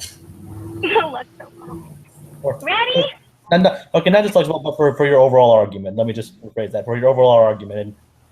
Like, get your last digs in for everything. Okay. Yes. Okay. Well, as I think the Luxo Ball is still iconic, though. The Luxo Ball is in, I think, almost every Pixar movie, as well as the car is. Not only that, the Luxo Ball, I mean, like I said, it's pretty memorable. You know from an instant, once you see the Luxo Ball, hey, that's Pixar, hey, that's Disney. And as I said before, it's not just a ball. I mean, there's a tile on the wall, there's a talisman in Brave. There's different things that it is. So it ties all the movies together like the thing, and the ball is more iconic, it's more original. All right, can I just point out something real quick for Gabby? I mean, no, it might not be detrimental, but I think we can point something out. Okay. You should point out that it's like it was featured in the very first thing Pixar ever made, the Luxo Junior. Yeah. No, that's true. Well, technically, the first thing Pixar ever made was Wall-E, Andre, and Wall-E B. Well, It's the most famous one they made, like the first one. Andre, I really love my electric blanket. I'm so sorry. I'm so sorry. Okay. When I hear Andre and Wally, that's what I think of. All right, so Sandy, where are you coming down on it? Man, I'd like to say Tiki, but I'm just gonna have to go with Gabby. I mean, I know. I got my ass kicked. I know. I mean, it's not only because I have a personal love and fascination with the Luxo ball. It's just it is more iconic. Like I could probably show that to anyone off the street, and they'd probably say that looks like Pixar. Like, because you've seen it everywhere. With the Pizza Planet truck, it's there in the background, where I feel it's the Luxo ball. It's colorful. It's it's in. I feel you get a lot better view of it in a lot of their Pixar's work. And plus Tiki, I will say this: you should have factored in the fact that the Pizza Planet truck was a plot point in the second movie. Mm-hmm. Mm-hmm. So of course, being yeah, go ahead, Sandy. Go ahead. No. Okay. I was just going to say. I was just going to say it appeared in Luxo Junior, and that's one of the most iconic pieces of Pixar work ever. Yes. All right, I'm done. Here's what I'm coming down on. Believe it or not, I'm on Tiki's side for this. Really? He got very close. I was the point I was waiting for him to make. He didn't make it fully, but he got closest to it. He circled around, like he was searching for the words. Basically, I wanted you guys to go into the meaning behind the items, like what the origin is, or basically why it's important, why it's beloved. Because I think you mentioned it was beloved. It was very popular, of course, the Pixar theory. The point is he talked about how it was important, and honestly, I would have wished I think we would have instantly clenched it for Tiki if he talked about how represented kind of our heroes needed, like the Woody and Buzz needed a mode of transportation. They put that in there for just kind of like the sentimental reasons from that first film of it's like such nostalgia for like when they were young and earnest in the filmmaking business and how it's kind of represented. And that's like the ultimate kind of fan catch. Like you don't always know where the Pizza Planet truck is. It's that in the A113. You have to search for the Luxo ball is usually there in a more apparent form, but you have to search for the Pizza Planet. They're now so elaborate and hiding the Pizza Planet just to kind of connect with the Easter theme. Literally, it's like in the Inside Out memory balls, and they're hiding it. I know, right? They're hiding it in so. Oh god, so they're hiding it so many.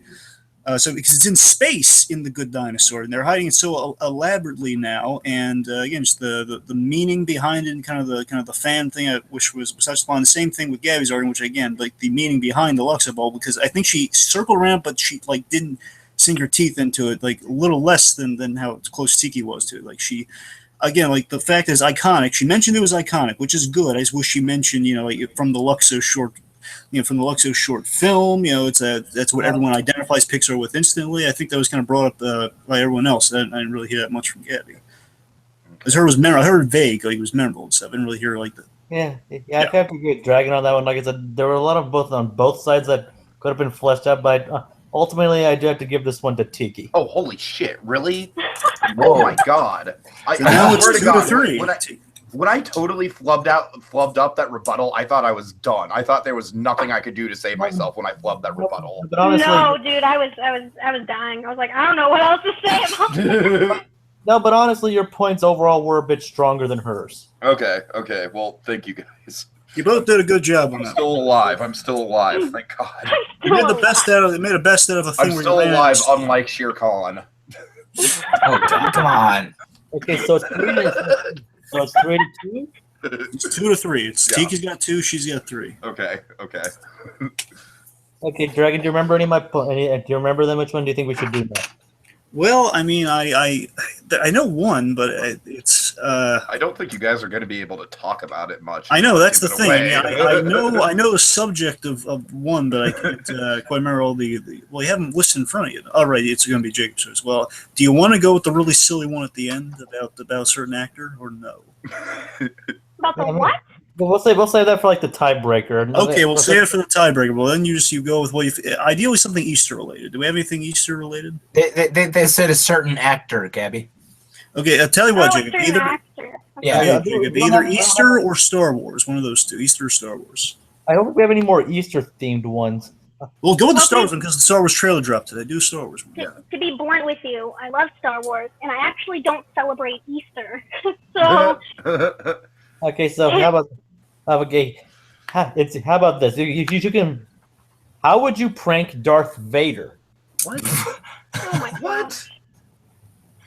How would you Like prank Palpatine? Darth Vader?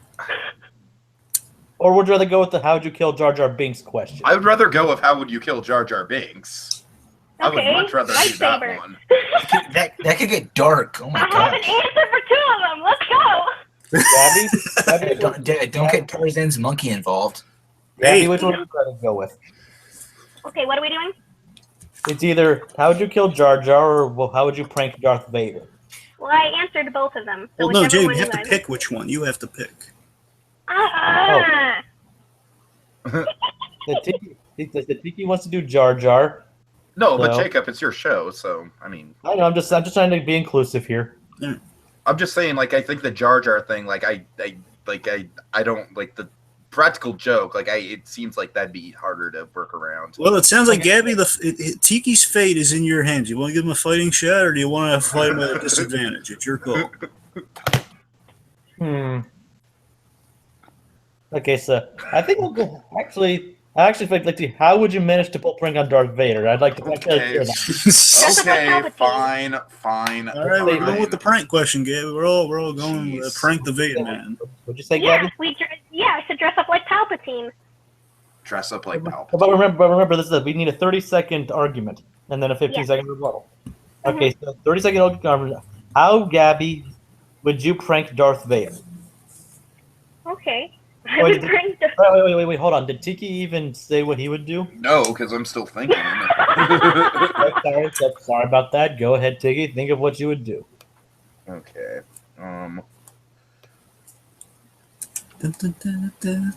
You would piss in his blue milk. Oh, God, that's come on. Okay, how about and also to make it more interesting, how would you get away with it? Ooh. Okay, I'm a stormtrooper, right? And Okay. Oh my gosh. I said, work that into your argument. Just Okay, just so something to consider, though. How? No, I don't want to get into it. Let's go. okay, we need to keep this thing going. We need to get done as soon as possible. So, 30-second. How about we do like 15? We need to get this done as soon as possible. So, 30-second open, 30-second for Gabby. How would you prank Darth Vader? Okay. Somebody start Forget the whole getting away with it thing.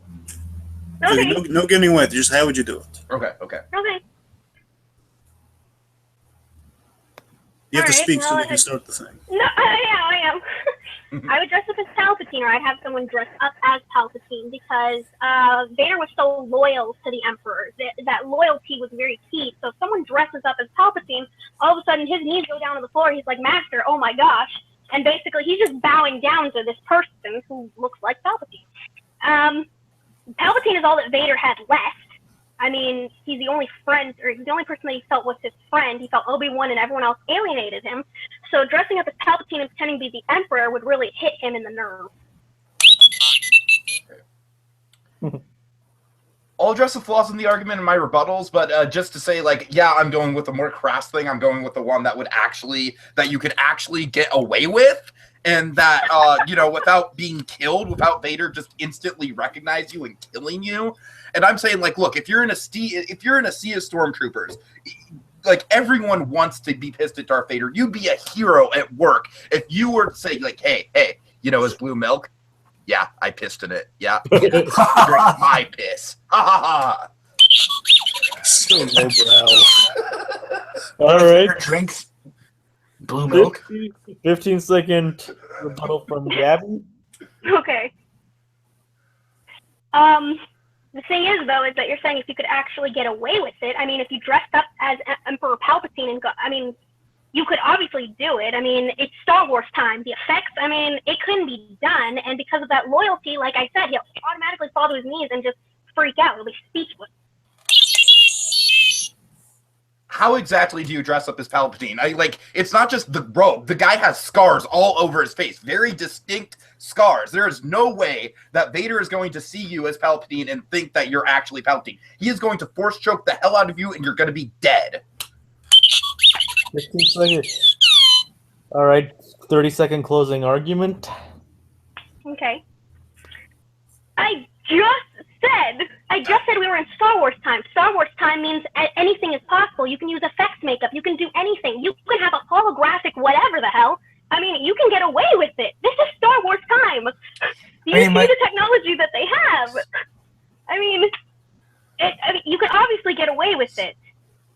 It's very simple, and like I said, the loyalty is a key thing here because he didn't have anybody else. Everybody dropped him except for Emperor Palpatine. I'm done. I don't understand what you're saying by the Star Wars thing, because like you're saying you have effects makeup, but you're also saying like I don't understand do you have I don't get it. I just don't get what you're trying to say with Star Wars thing. Look, you're saying loyalty. You know who has loyalties? Stormtroopers to other stormtroopers. That is a solidarity, my friend. That is something you go through together. And like I said, to be able to pull one over on Vader, and this is something where if Vader, you cannot be detected in a sea of anonymous stormtroopers, even if you do pull it off. Okay. Wanted to get more in there, but I didn't have time. All right. That's true. Can I make a statement? Just a quick statement. Does it help your argument at all? In a way. That probably not. No. Okay. Yeah. Sorry. Then I'll make it later. Okay. Okay. Hey, so this is an interesting one because both of them raise very good points. I mean, I do see where Gabby was coming from with the whole. You could effectively disguise yourself to make yourself be like Palpatine. I mean, especially if you're just like calling him through a hologram, that'd be hard to tell otherwise. I mean, like in the Clone Wars, Obi-Wan Kenobi, he has like some kind of surgery done, makes him look like one of the bounty hunters, so he can go in and disguise himself as one of the bounty hunters. I mean, so I totally buy into that.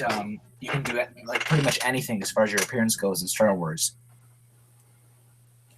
Yeah, I'm as low as I am to admit it. I'm going with Tiki on this one. I love it.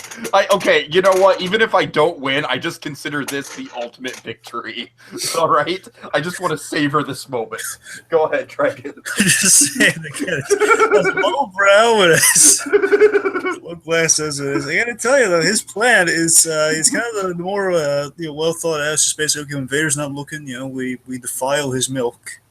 And we'll never know. We have bragging rights for all eternity that hey, Darth Vader, the guy we all fear him today. But does Vader drink blue milk? Of course he drinks he's blue from milk. Tatooine. Blue milk is the only liquid in the galaxy. Well, first of all, we don't know that for sure. Second of all, the blue milk, he grew up in Tatooine, which means he doesn't have a taste for blue milk. Most likely. He would have a taste for blue milk. Thank you, Dragon. Yeah, okay. So the point is that the feasibility of pulling off the prank sounds more doable, and I feel Gabby. It's less what Gabby's prank was. Palpatine does sound hilarious, and again with this technological kind of miracle exemption. Okay, let's just say she can look like and be like a flawless impression. I don't feel Gabby explained it well enough, like what you would do with Vader, or just kind of like what the. Basically, I think she kind of repeated herself that we get away because of the technology, which yes.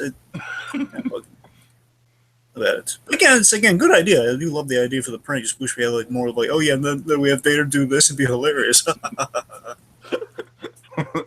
Then he'd find out and kill you. Well, then no, it was the other stormtrooper. Yeah, exactly. Thank you. That was that FN guy. That was basically my point about like the anonymity of stormtroopers. Which is that's why I'm leaning toward the cleverness of the stormtrooper. Anyway, so it's all, but forget what we're saying. It's all on Jacob's shoulders. All the pressure on Jacob.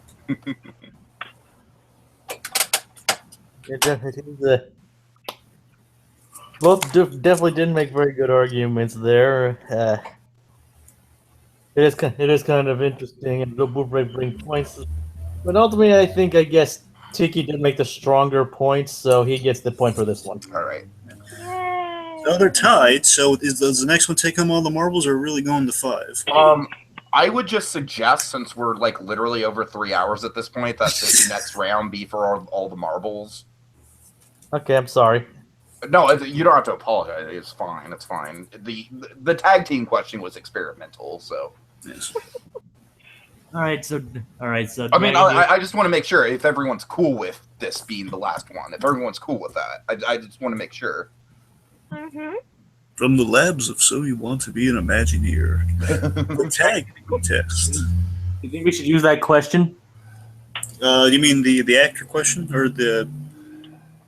What do Yeah, you the want? actor You want question. actor? You want actor or you want Jar Jar? It's those are the two I'm between right now.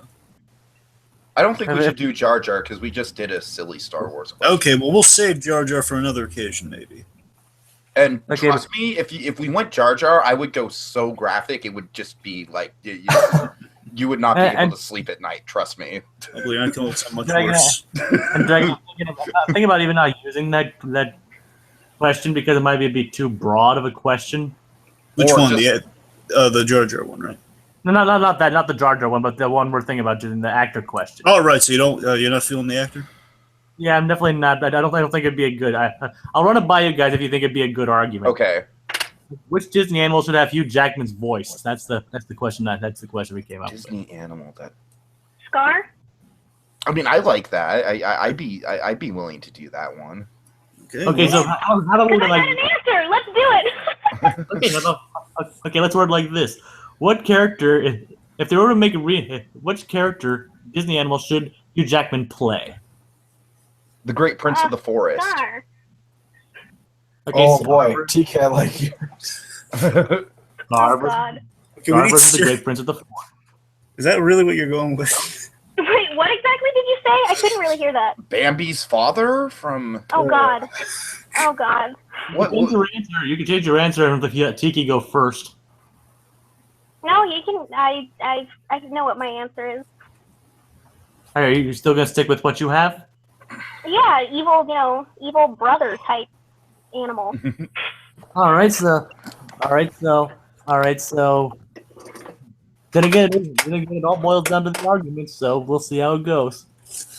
Okay. To be clear, like, am I like the big underdog here, or like I don't get the vibe? I'm not reading the room well. It's a tie, so everyone's the underdog. No, I mean, like, I'm not reading, like, because people reacted strongly to my pick, but I'm not sure if they reacted strongly, like, oh, Tiki, you idiot, or oh, that's a very brilliant pick, Tiki. Well done. I'm reserving. They didn't do the same to me. I'm reserving my statement until the end. Okay, fair Well, enough. I'm leaning a certain way. I'll say that. Oh God. Oh God. Alrighty. Okay. So now, technically, does Gabby go first because she said the answer? Gabby, are you sticking with the pick that you made when you heard the question? Yes. Then. I was giving her the option to go second, in case you wanted to I can switch. go second. It doesn't matter. I to me. mean, that was if you switched your answer. Since you're going with your answer, you have to go first. Yeah. Okay, then I'm sticking with my answer. So. Okay. Okay. All right. So what? Okay. So technically, the question is what animal would Hugh Jackman best play as a Disney character? I mean, that's pretty much If it. there were a live action remake. Well, no, it's just like voice. Live action wasn't Yeah. really. What? Well, you yeah, played sure, best. sure, but I'm just saying, like, the context of it is live action remake. So Well, it wasn't specified, so if you want to Jacob take it there, specified sure. it. Oh, he did? Yeah. Right, Jacob? I took it away though. Oh, you did? Okay, my bad. My bad. Point is just Okay. voicing that character. We don't know too many. Okay. The point is, go on, Gabby. Who's voicing the Okay. character? So yeah, I mean, I would pick someone like Scar. I would pick Scar if that's okay. Scar because Hugh Jackman obviously plays big, heavy roles. A lot of them he's very aggressive, and I think he would do a wonderful job at being Scar because Scar is a very egotistical, prideful character, and I think Hugh Jackman would do a great job as being this evil, prideful animal, and I think he would do great at the killing of Mufasa scene. I mean, it's not my favorite scene, but I think he would do wonderful with his, evil, his deep voice makes it. It's what makes him great. Okay. One sec to compose my thoughts. Okay. Great Prince of the Forest is a man of few words, but having said that, you want a voice like Hugh Jackman to radiate whenever he speaks. So whenever he speaks, it's a big freaking deal. And not only that, but I definitely think that Logan proved that Hugh Jackman can do a role where he doesn't speak a lot of the time, and yet it's powerful, and yet he draws you to him.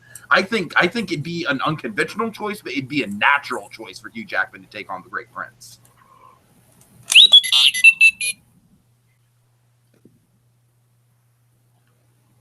Okay. 15 seconds? Mm-hmm. Okay.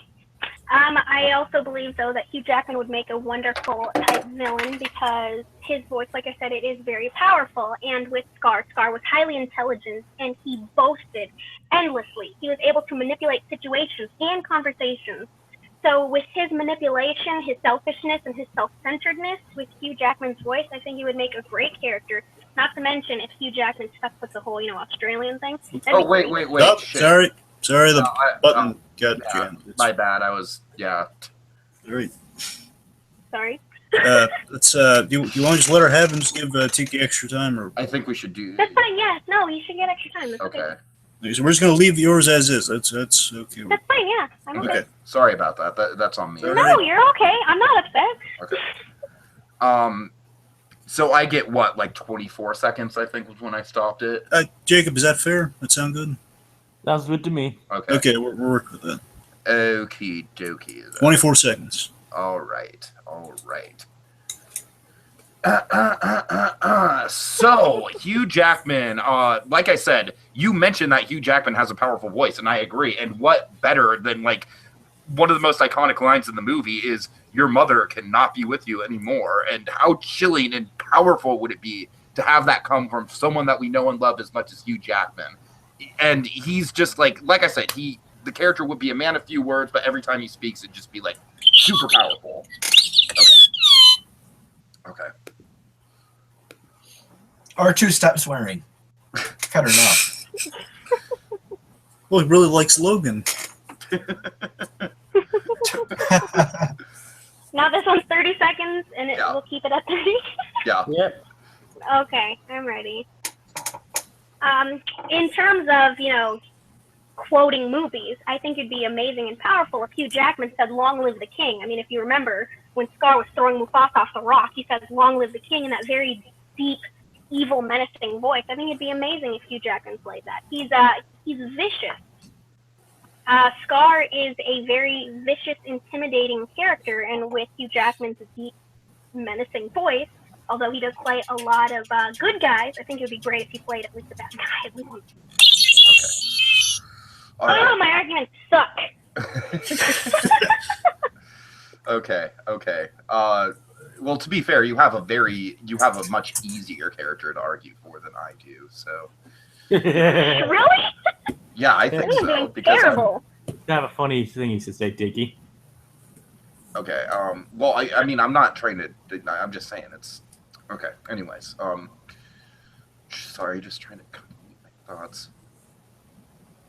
First of all, I just want to knock Gabby right now because she never mentioned that Hugh Jackman could sing "Be Prepared," and that's just like an obvious thing with her thing, and she never mentioned that. So yeah, just shame on you for that. Anyways, and also, like I said, you're concentrating on like the villainous quality of Hugh Jackman, the over-the-top quality, and I think Hugh Jackman is a very understated actor in stuff like Prisoner, stuff like Logan. He's very understated. I think that's what you need for the Great Prince of Force. Plus, you want him to sing a song? Sing "Love It, Love Is a Song" at the end credits by Hugh Jackman. Boom, Oscar. It sounds like it'd be a terrible idea. What, Hugh Jackman singing "Love Is a Song"? It's a horrible idea. Okay, I made my decision. Okay. Okay. I'll let Dragon and Sandy delegate it first. All right, Sandy, what do you got? Oh. That's not helpful. Man, I think I'm just gonna have to leave it up to Dragon and Jacob because I really love both of these ideas.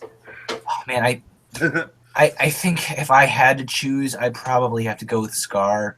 I can just see that, you know. I think if you have someone on Hugh Jackman working on your film, you want to have him in a little bit of a bigger role than, you know, having saying a few lines is, you know, a character we don't get to see too often. I think he'd do a really good job playing Scar.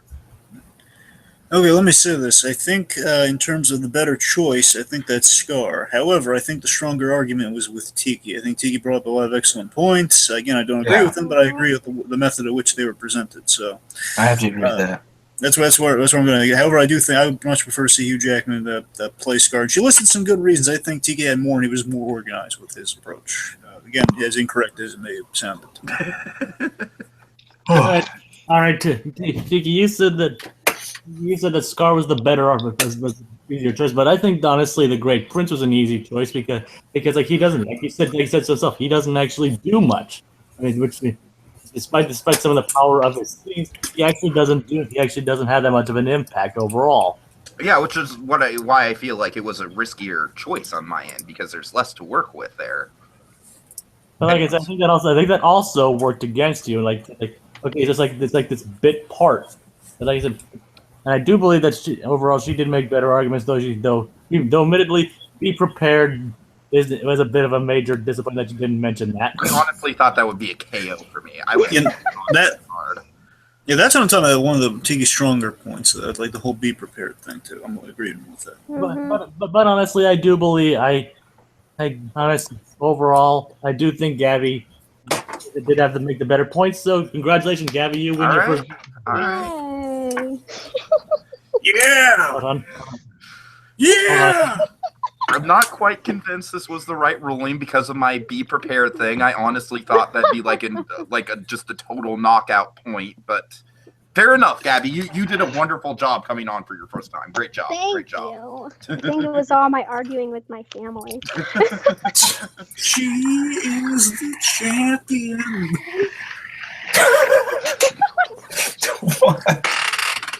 You forgot my friend. We'll keep on fighting till the end. Congratulations. But according to the Mandela Effect, they don't sing Of the World at the very end of that song. Really? Yeah, that's the Mandela Effect, Dragon. Yes, it is. Look it up. I'm going to pounce on you. Yes. Calm down before I knock you Is that down. fucking weird? Calm down. Dragon is gonna pounce on you like Tarzan. So, guys, this has been super fun, but also super long. So I just want to thank all of you for sticking with it, especially Gabby. I was trying to make this shorter, but it didn't work out. So sorry about that, guys. It's okay. but thank you all for joining us on the. It's been one heck of a ride, and we'll see you next time. On Disney Debates Live. Which is not Tarzan, swinging from the vines. He'll my gosh, snap some necks and drink some wine. No. Can the men in white coats get in here, please? after Tarzan kills off Shere Khan, because Shere Khan is dead and Tarzan killed him off. He killed off his own teammate. Goodbye.